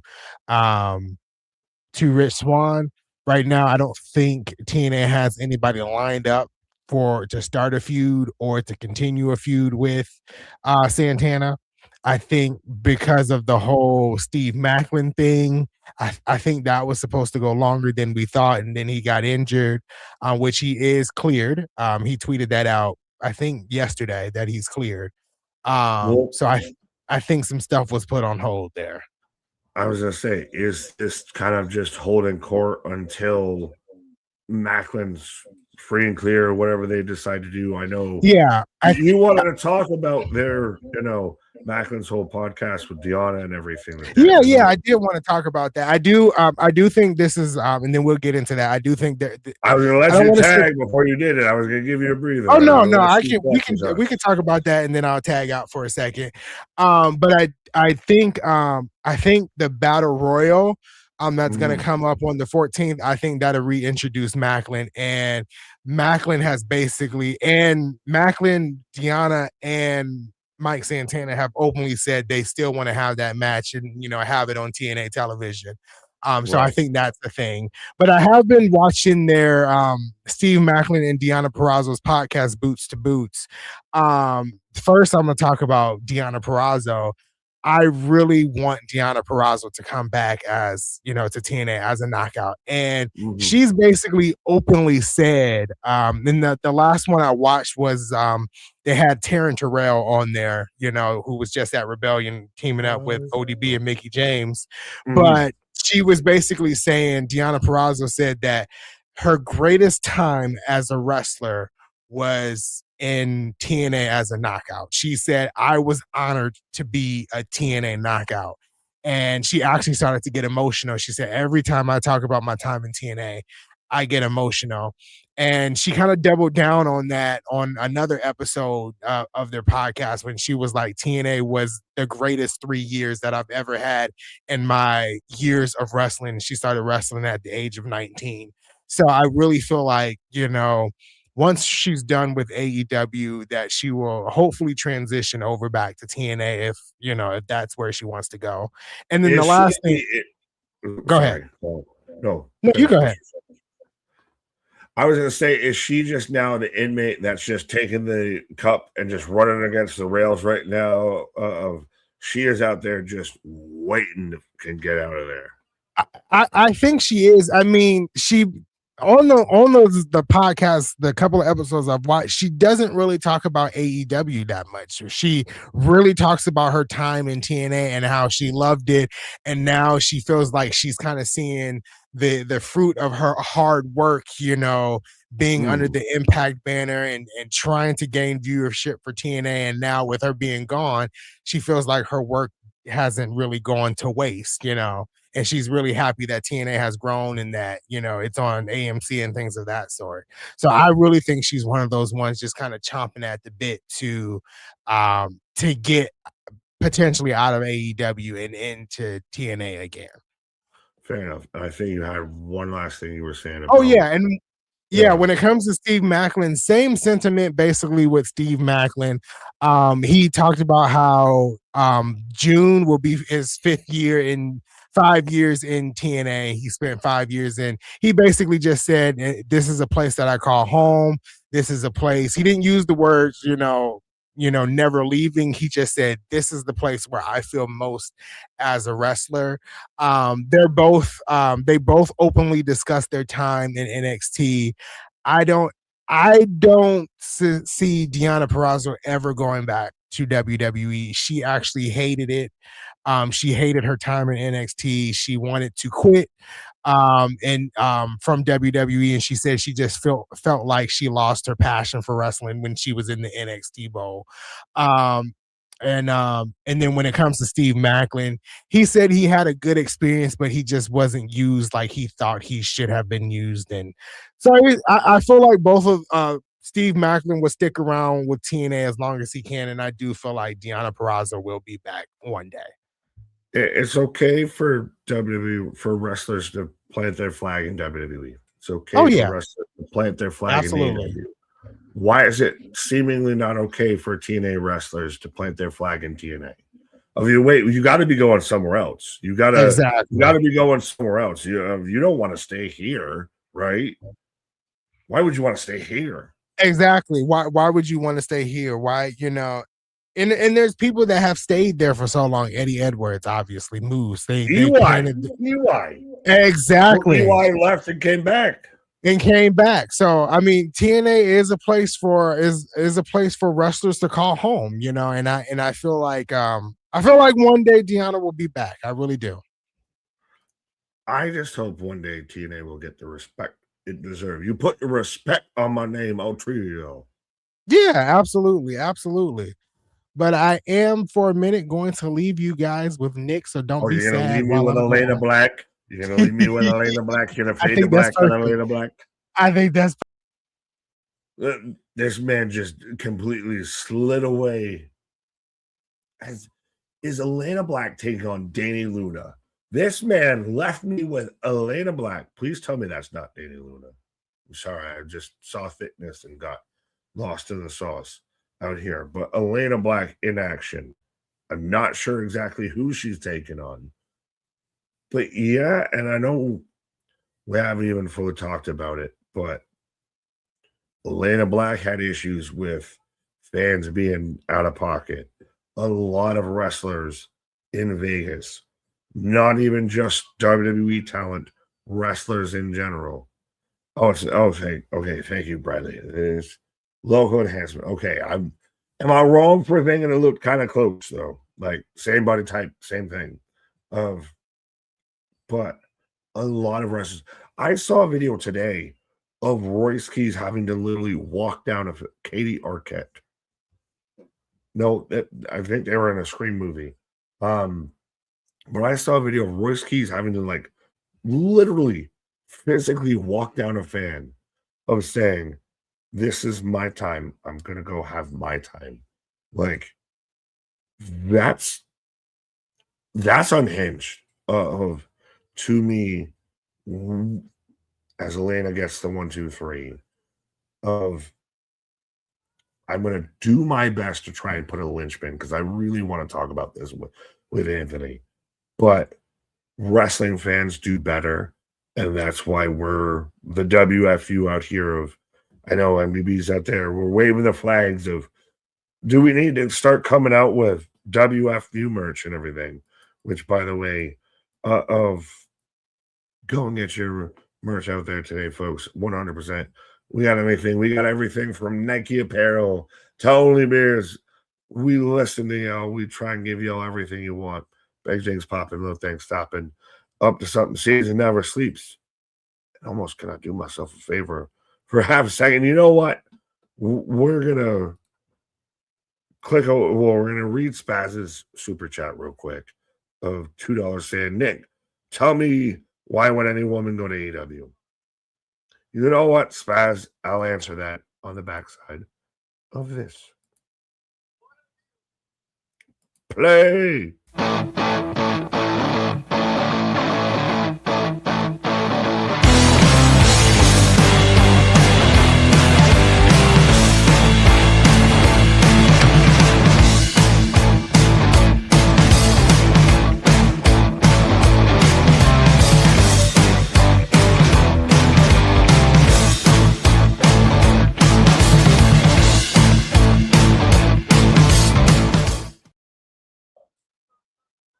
Well, that was even faster than I expected, folks. But yeah, 100% get your merch today.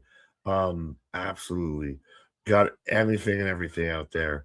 And again, everything's literally price sell at this point. We don't make any profits on nothing of anything that comes the channel's way. We put right back into the channel. And shout out also, we're ever so close to 10K subscribers. Y'all about to make me and KJ have to sit there and get tattooed. Are we gonna make Anthony get his first tattoo ever?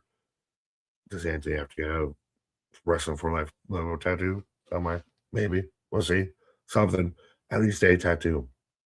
But no, I told you, Spaz, I answer your super chat of tell me why any woman would go to AEW. I do still think that as limited as they do still do right by their women's division to an extent of I think there's enough opportunity. And again, on other platforms and other sides, it is a bit of a Shark Tank. So I think it's on one hand a little bit of you're not the biggest tank. You're not you don't got to deal with a great white, maybe a hammerhead, what have you. But there is very much opportunity. Like, let's not act like at one point Tony Storm wasn't basically leading their company. So there is plenty of opportunity to prosper there as a woman, as a female talent, as a woman's talent.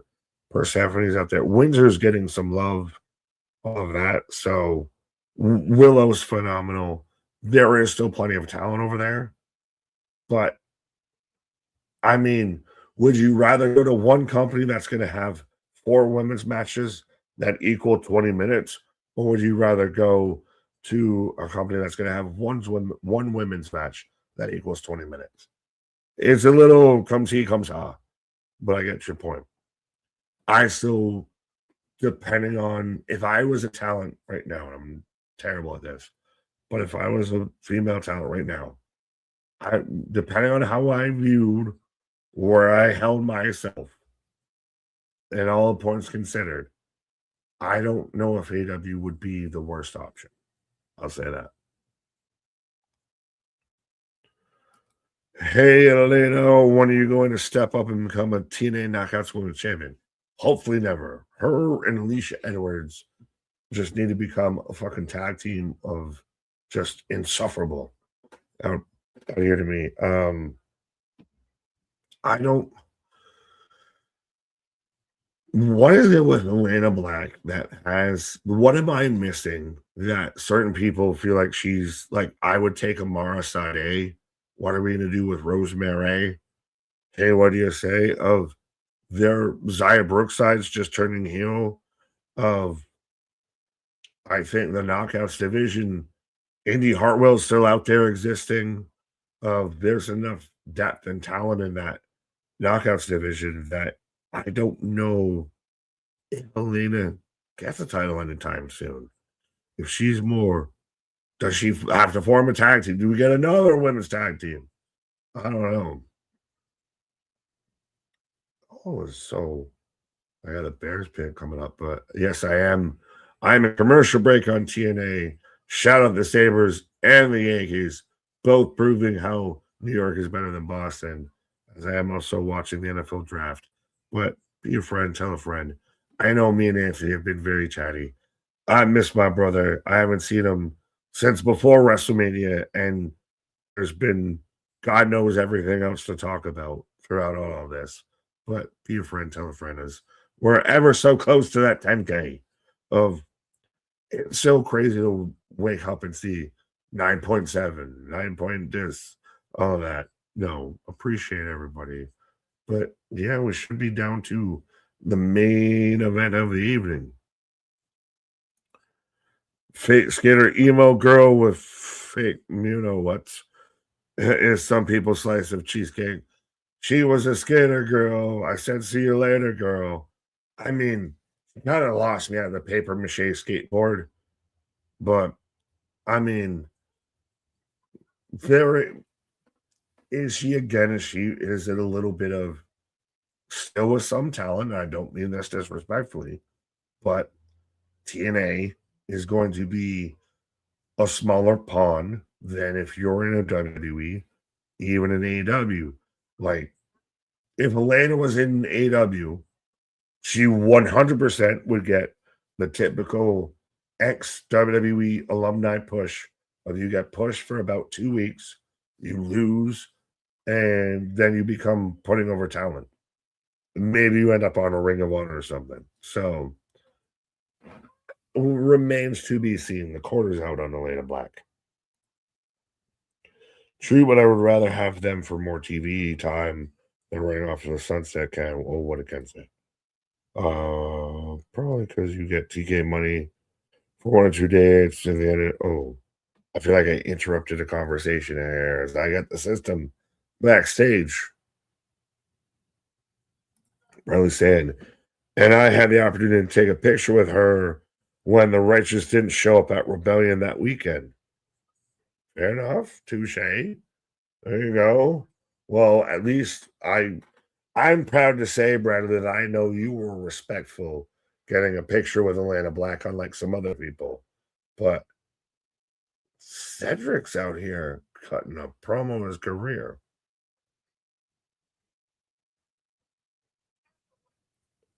Cedric in TNA is way better than Cedric in WWE. And I think it's okay to admit that a guy that was on your team, I still even hate can call him anything my team outside of the Bills, or the Yankees, but that on your side, what have you, anything that like was somewhere else, and they actually do better some on another spot, on another team. You know, I hate to tell you, but not everybody's the best fit for everywhere. Oh, as we're going back to Boston. Back to Boston. Anthony, gonna try and get tickets to the Boston show. Remember the inspiration they had one match in AW. They've been on Ring of Honor. Yeah, very much. Of you get the ex WWE push.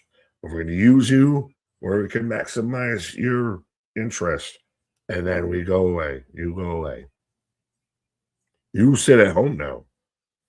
I mean, I've seen worse wrestlers than Elena Black. Yeah, there's something there, but she needs some act right. No, just I think she has that problem to me. She got put to a potential before her talent equaled it, and so she doesn't know how to understand that she's not what she should be at or anything. A little bit of she got picked higher. Funny enough, she got picked higher in the draft than she should have. She's got higher expectations versus her talent level. As I have Rich Swann coming out, so folks, let us know as I fought. Oh, that was fast. Let us know who you got. So we got a world title match right now about to take off between Rich Swann and Mike Santana. And I'm going to be surprised, honestly, if anyone takes Rich Swann. I know Mans is talented, but world championship material in 2026, I don't know about that. As Dylan Fieneman goes to the Chicago Bears. Sorry, the Bills are next on the clock right now, so I'm very much interested, and I'm going to be honest. I hope we trade back. I think we need linebacker help. I think we can find that more. We can find more value deeper in the draft. So I'm hoping we trade back, but we'll see. She's Michael Aluconde. Oh, is that Candyman was he center for the Clippers? I'm going to look like either a genius or an idiot, MDB. I hope I was anywhere, even in the ballpark of all that. Oh, thank you, Lord. I got some old school knowledge. All right, that's how you know game and everything. For folks, anyone who wants to know if I know ball, I think it's been confirmed. I know ball. Sharif Abdur Rahim. Yeah. OG, the Candy Man. Yeah. The old school, honest, my random ass cheat code and a player that I've been a fan of just because playing him on 2K, it was a cheat code for me, was Von Wafer. That man's 3-game on 2K. Pull up and shoot game. Him and J.R. Smith. J.R. Smith will forever be a fucking goat to me. But yeah. Even though he went the wrong way down the court. Number one Clipper, number one pick in the Clippers, the 98 draft.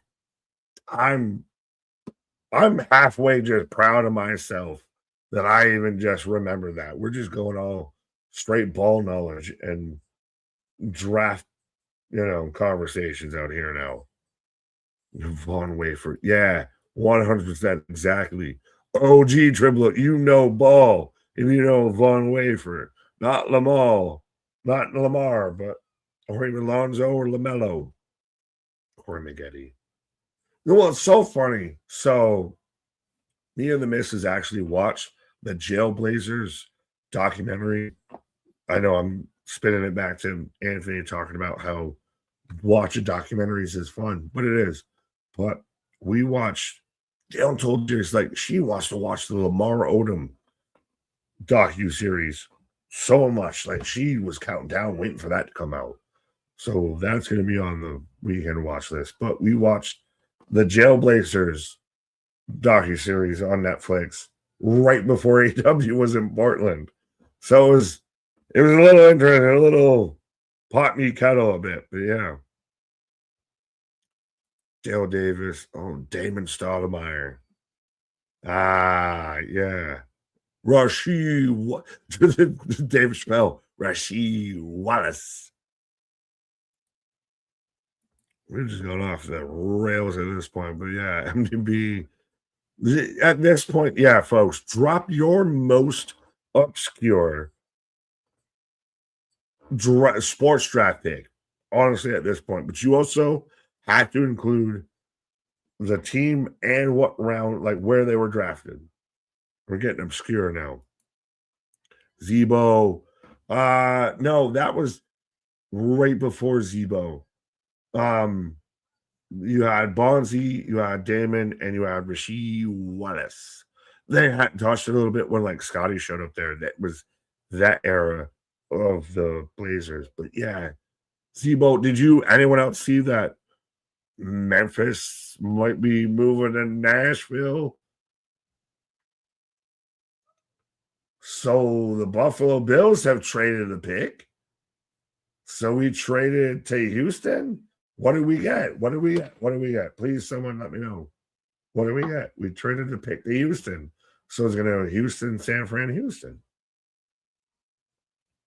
Till we get their second. We got to at least get their second. Jabari Parker, Keith Bogans, Shabazz Napier.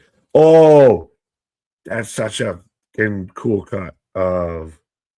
I have a neighbor who live in the same building, like basically my Canadian at this point, but huge UConn fan and everything. Yeah, Shabazz is a deep cut. I still remember UConn with like it was Shabazz, Kemba, and then versus Syracuse with like Johnny Flynn and everything. Johnny McNamara. Anyone remember Johnny McNamara? And the Big East, go if you can find it on YouTube.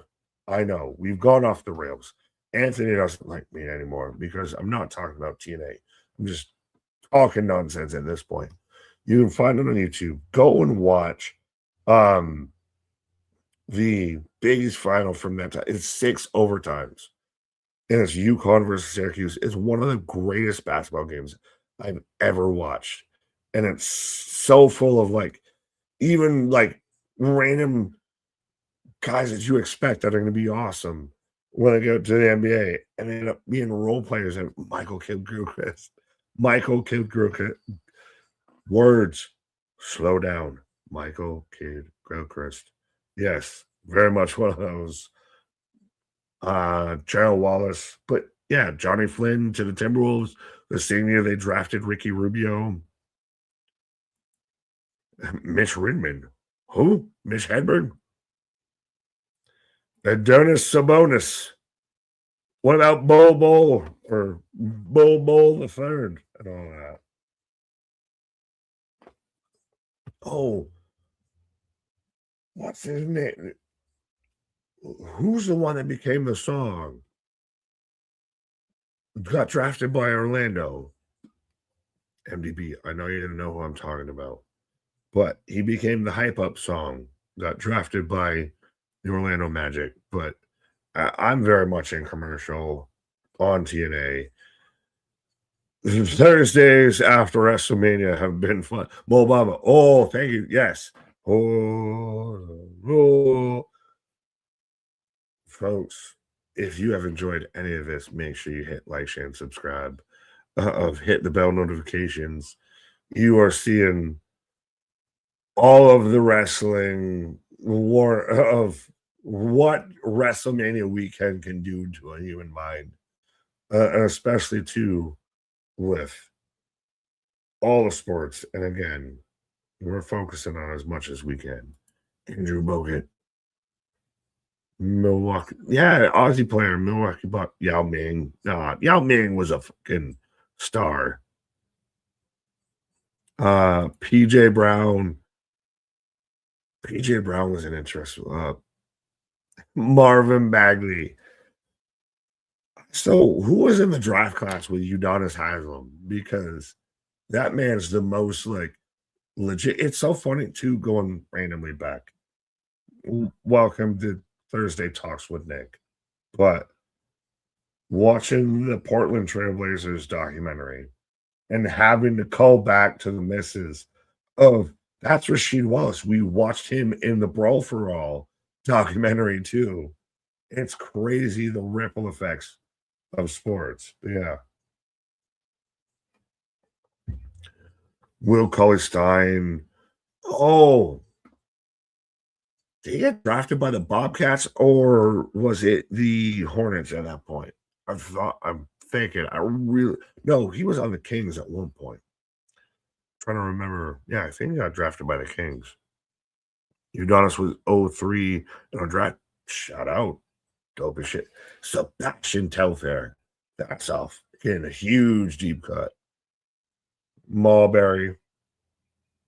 Go and watch the N1 documentary, by the way. As I got my N1 beside me.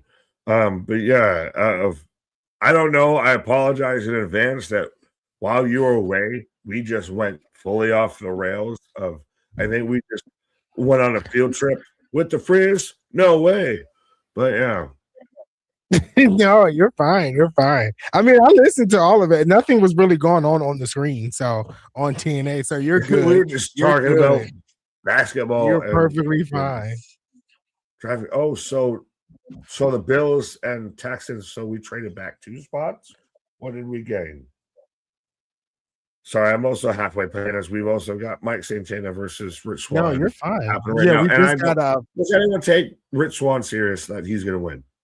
Oh, well, nobody's taking Rich Swann. I just think the match is going to be good. Fair enough. And they're giving them about 20 minutes, so that should be exciting. But I did hear that next week on TNA.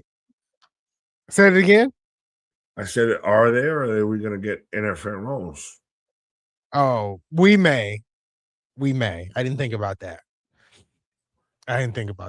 But I did hear that next week on TNA we'll have Mustafa Ali versus Adam Brooks, that big muscly guy we saw a couple of months back. It'll be for the international championship as he's trying to actually defend that championship internationally or against international superstars. Is the open challenge an open wound on pro wrestling? I mean, every promotion does it at this point. It's become the crutch of every mid-card belt of I can't build stories, open challenge. Yeah, I mean that definitely is a way to put it. You know, you can't put a story together. You can't book a story, so you say let's just do an open challenge. I mean, we had that U.S. Open challenge for what 3 or 4 months going on in WWE. First, so I'm halfway conflicted with it, but I mean, yeah, anybody was kind of doing it. Well, halfway. Darby is doing it. Darby, well, yeah, you're doing it with your world title. I didn't even take it that out. And now, if you're going to have TNA start doing it with Ali, then so your big 3 are just all doing open chat. It's everybody they're all doing gauntlets, they're all doing brackets, they're all doing tournaments. It seems like everybody's kind of trying to keep up with the Joneses. And that's what it seems like. I really can't defend it because I mean, like you said, now everyone's doing it. I guess we just have to see kind of how it plays out, truthfully. Right. But we do have Mike Santana having a headlock on Rich Swann here. Right. Oh. So the Bills have traded again now with the Patriots because we had the 28th pick that we traded to Houston to get the 91st pick, and now we've traded to the Bills unless I missed our draft pick. Sorry. No, you're fine. So Rich Swann's hit a nasty Hurricane Rana. They're kind of just staring each other down at the moment. Yeah. And now now I remember what I wanted to talk about once you were back. Because we had Elena Black. We've had conversations of fan interactions with wrestlers that seemed super prevalent around Vegas, around WrestleMania. I saw a video today of, like I said, to where Royce Keys was having to talk down a fan. Yeah. It's getting really out of pocket now. I saw somebody that even threw out the theory that WWE's price fans out of pocket so much that this is causing that? Likely could be. I mean, when you ask to pay like $300 for 25 seconds of meeting a superstar, I mean, that could be the case. You know, it could be that. But then again, I don't want to use that as a crutch for fans being absolutely weird. I mean, people are going to be, I feel like people are going to be weird regardless. I can't talk tonight, regardless of the price of tickets or meet and greets and things of that sort. I think out of everything that happened over the weekend, the most, not trying to put anything in a status of degree, the most disgusting thing was what happened to Elena Black, Cora Jade. I think that was just like, yeah, I don't even really have much to say there. Like, that shouldn't be happening at all. Don't do that. Don't do that. It's the Yeah. same. Well, it's the same thing of almost. I hate that there's an easy and a recent example I can pull from, but like the fan that did the AI shit with AJ Styles, of like, this is the reason why we didn't want to be involved in the IWC and why we started the WFU and all that. Because, like, nah, like, that's some really out of pocket behavior. Yeah. I don't know what makes you think that that's okay. Yeah. I mean, I've always gone by the theory and the philosophy or whatever that I'm never going to approach a wrestler outside of a meet and greet. That's never going to happen. It's just, I feel like that's their personal space, that's their personal time. If I saw a wrestler or any type of celebrity, to be honest, at a restaurant, I am not going to walk up and take a picture, or do any of that stuff. I think a controlled environment, a civilized event like a meet and greet is the place where you do that stuff. That's just me personally. That will be how I even when TNA was here, they were still Impact Wrestling. Like, I walked past, who did I walk past? We talked about him earlier. Leo Rush. I walked past Leo Rush walking to my car. All I did was nod my head and say, hey. I was not going to go up and take a picture. He's trying to get his transportation, or if he has a car, like, I'm not going to do none of that. That's weird behavior. That's just uncalled for. And then the whole Elena Black thing, that's just a whole separate issue in itself. That's weird. That's weird. It feels weird that this even needs to be a fucking discussion or anything. Like, can we just fucking not? Like, honestly, just, this is a societal thing, and I hate to get on the whole high horsey preachy, because I've been very not wrestling tonight. But treat people how you want to be fucking treated. And I don't know too many people that actively walk around wanting to be harassed, wanting to be fucking filmed 24/7. I mean, I'm not a nice show speed. I'm not a IRL vlogger or any shit like that. Please don't film me type of shit. Yeah. So I don't get why people think that that's okay when they would want it the same way. No, you're right. And for me, like, I'm gonna just be honest, I don't like people in general. So I'm not. We love you. I don't like people in general. So I'm not going to put myself even in that predicament to act weird. Like, it's just I won't even put myself in that situation. Like you say, treat others like you want to be treated. I don't want random people walking up to me. I'm not going to be a random person and walk up to somebody. That I'm not going to be that person, and never in my life will I ever be that person.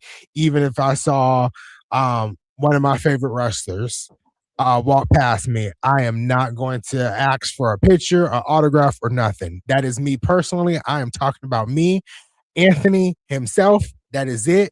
Anybody else can do what they want, but me, I will not be doing that.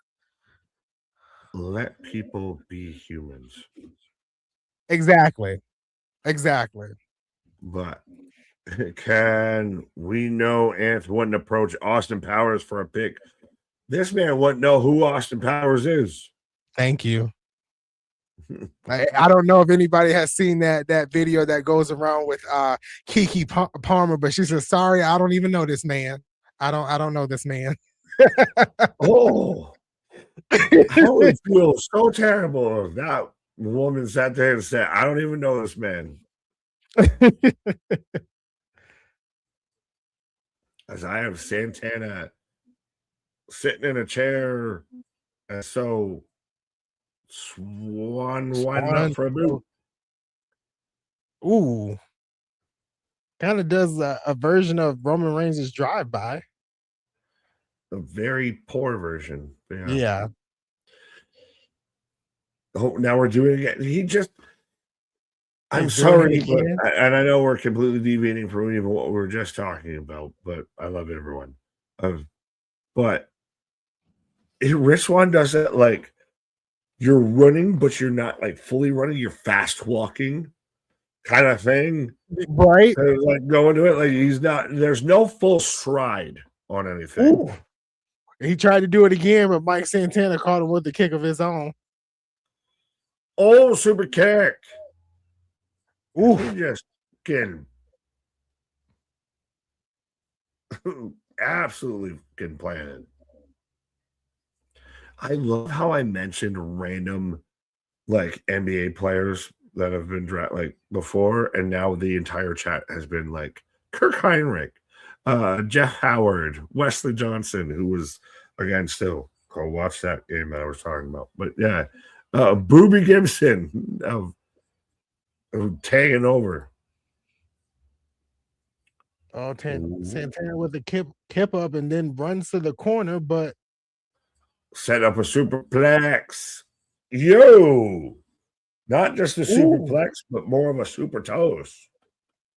Yeah. It looked like he was trying to turn him into a Falcon Arrow a little bit.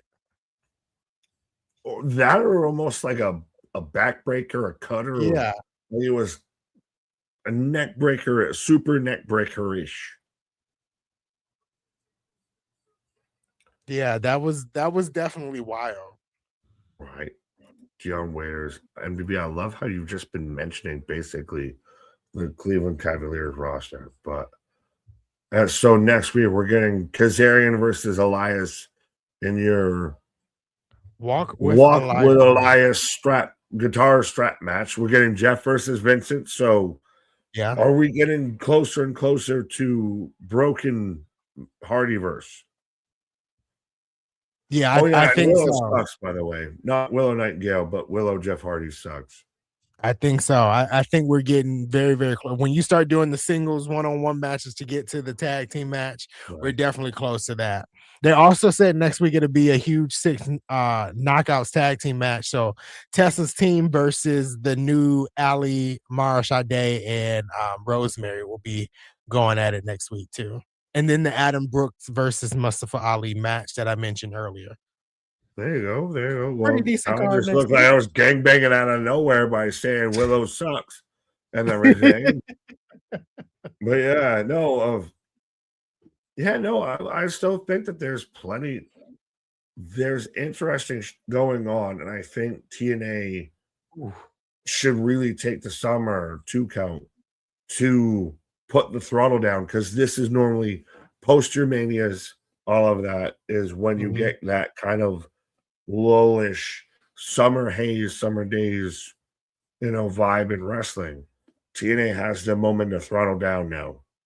Yeah, and I think as we got Slammiversary the 28th, we got 28th of June, and then we got lockdown in August. So I think as we lead up to those two big shows, I think it'll definitely heat up for TNA, especially Slammiversary, since it's one of their biggest shows of the year. Right. Oh, Nice. Cannonball. They're really hitting the fast forward with this match now.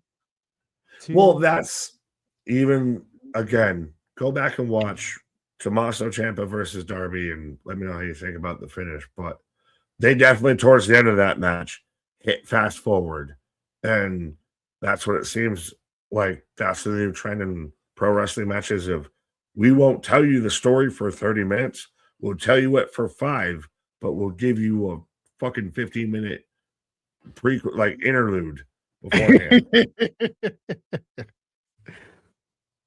No, I feel you on that. I definitely feel you on that. Crowd is really into it. Seems like. Oh, well, at this point, honestly, with the amount of craziness that's happened in pro wrestling, I'm not fully confident that Rich Swann couldn't somehow leave here world champion. You're not, or now? Both. Did you say? Oh, you're both. I don't know. It's one of those. I don't know fully what you asked me, so I'm just. Oh, I was saying, are you not fully confident or now fully confident? Not fully confident. Not fully. Okay. So oh yeah, I'm with you. Yeah, it's interesting. I mean, Darby Allin's a fucking world champion right now. Up is down, left is white, left is right. All of this. I mean, we could see Kit Wilson as WWE champion. The way it's going, bro. So the Buffalo Connor. Sorry, I'm conflicted. 1, 2 count. So there was a lot of rolling going on there. Have traded now 3 times and have very much completely traded out of the first round. But I want to see what they've picked up as far as draft picks. They seem like they're just collecting en masse out here, hopefully. But sorry, Ken, I saw your message. You were saying that Chris Bay is looking good right now, basically asking about his return. I'm a little nervous because they're not allowing obviously Chris, I called her Chris Statlander, but Mance Warner's wife, what is her name? Steph D-Lander. Steph D-Lander wrestled in TNA because of her neck injury. I fear they're going to do the same for Chris Bay as well. But we'll see. He is training. He's looking good. He's doing well, but I don't think he'll be wrestling in TNA anymore. I don't think so. I will say this. No matter what, if Chris Bay gets to the point to where he can have a wrestling match again, I don't give a shit personally where it is. Where he wrestles. I want to fucking champion it. I want to buy merch for that. I want the comeback is going to be great. Yeah, I'm with you there. That's to where company lines tribalism, and I'm not saying you were saying that, but that's where the match happens doesn't matter. Exactly. It's just having the match in the comeback itself. Right. Santana hit some type of reverse face buster. And then after that, Swann turned it into a Canadian destroyer. It's like now, is it a Mexican destroyer, a Canadian destroyer? Stop looking. I don't know. I'm gonna just start calling it the U.S. destroyer because we have so many different names for it now. See, you got 57 names for different. Ooh, he about took his head off. As Santana wins. I didn't even know that was the his finisher. I knew that was his finisher, but I didn't think that was the finish of the match. He about took his head off with that, though. But that was a really good match, but it did kind of remind me a little bit of the match that we had in the main event last night. Of finisher. One thing I did, bye. I feel like that's a lot of the. Tell me when I'm telling lies. Of that's no, I feel like that's been a lot of House of Fire, and then turns around and eats one move, and we're fucking out of here. I feel like there's been a lot of the matches as of late. But I mean, I'm with you on this. This was solid. This was a good match. I really like that. I really like this match. As Target Ray, she fucking Carlos Silva cuckhead. What? Here, one, Nick, what are your Bills doing? Doing what I thought we should have is trading back and collecting depth. We need fucking people on the cheap on this roster with fucking talent. So I'm hoping we get a couple linebackers here in the second round. Yeah. But so Daria Ray. She really is playing Carlos, bringing the title out. Yeah, she got the fucking hat and everything.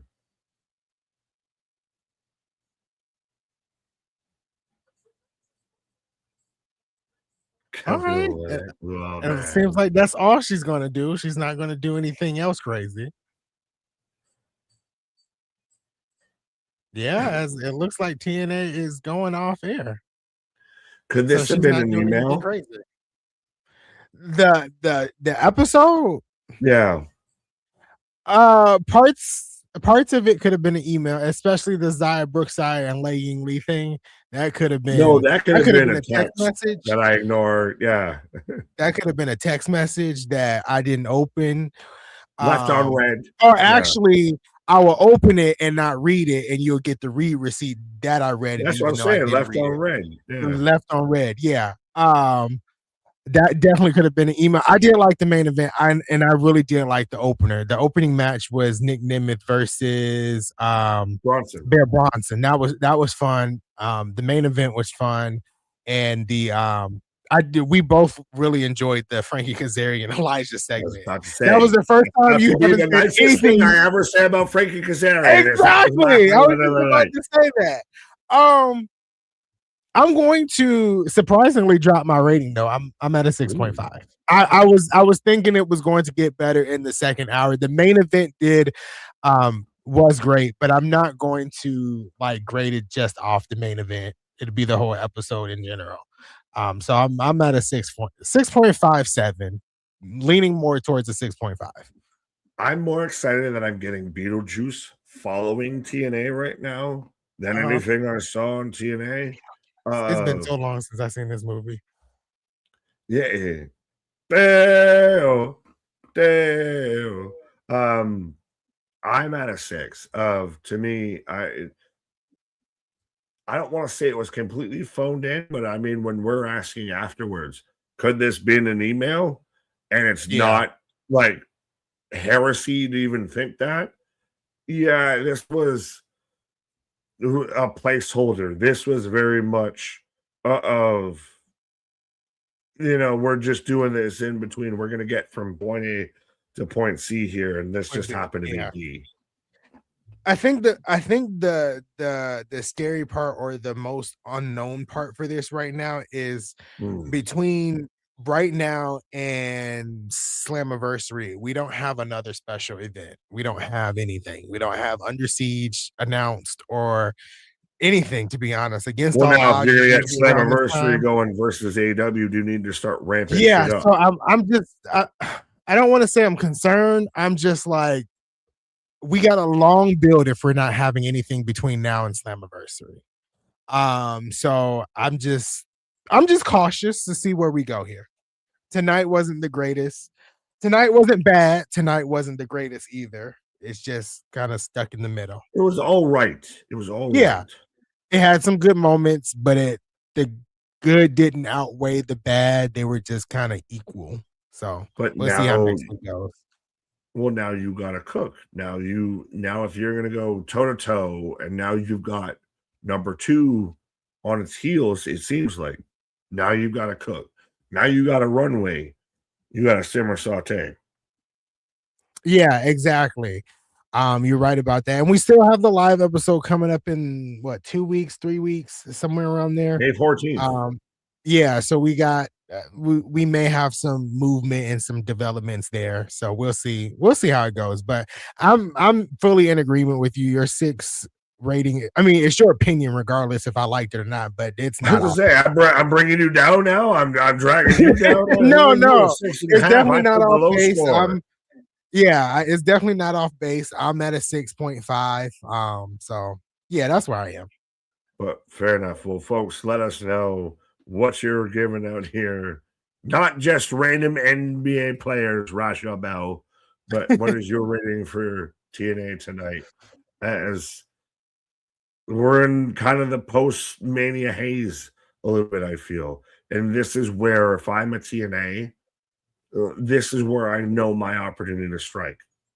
Yeah. This is No, where I know absolutely. everybody else takes a step back, so let me take a step forward. Yeah. No, you're absolutely right. I think this is the time where they really need to shine. Hopefully they do. Um, it's just a matter of time. We'll see. Right. Well, 5 out of 10. I kind of hope Mickey James was back. Yeah, where's Mickey? Oh, Mickey, you were so fine. Yeah, I think that was just a one-off feud with the Elegance brand. Um, I thought we may see like Taryn some more in ODB. I feel like we'll get more of ODB maybe close to the actual induction. Um, she still can go in the ring. It seems like so. We'll see. We'll see. Right. Well, 7, 6.5, 6 out of 10, 5.5. So all in that kind of one little pocket Yeah, out all there. in that one little category, to be honest. Well, it's a grouping of, it's not one of those like someone's all of a sudden got like a 10 out of 10 and oh Yeah. you guys missed this. What are you talking about? Yeah. Yeah, absolutely. We all watched the same episode tonight and all feel the same way. I feel like that's a rarity on this channel. I feel like we should very claim that complacent actually. about this. Like, I don't know. Like, you're just like content of like, we made it to the end. We're good. I was expecting, like, no, I don't know. I guess TNA is it wasn't. amazing. You're like, yep, we did it. Mission accomplished. We're I out of guess here. I wasn't really expecting much of anything. To be honest, I wasn't really going in tonight expecting anything. But I this don't is think where they should put foots on necks. right, This is where right, you and then have your coming out moment of where everyone's calming down. You push forward. yeah, and then like coming out of Rebellion. I mean, I think last week's episode, if I can remember, coming out Rebellion, they kind of came strong last week. But I don't know. I just wasn't feeling anything tonight. I wasn't. It wasn't like I wasn't excited for TNA. It was just like I'm not expecting much, so I'm gonna just go in here and enjoy myself on stream and try to get as much as I can out of TNA. And I think Well, we got as much as we could out. fair enough. Well, hopefully enjoyed yourself. Well, do I use your nemesis of MDB and we Antoine Walker away from this situation here? I And guess we'll so. be I back guess so. like a jackrabbit for Friday Night SmackDown out here. I don't know if you have any final parting pieces or anything out there.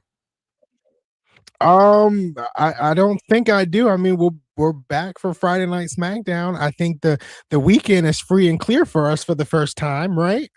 Hallelujah. Praise Jesus. Don't you can curse me with this. Tony Khan, Carlos Silva, Nick Khan, everybody just, let's all just cease fire. Friends, countrymen, lend me your ears for this wrestling weekend.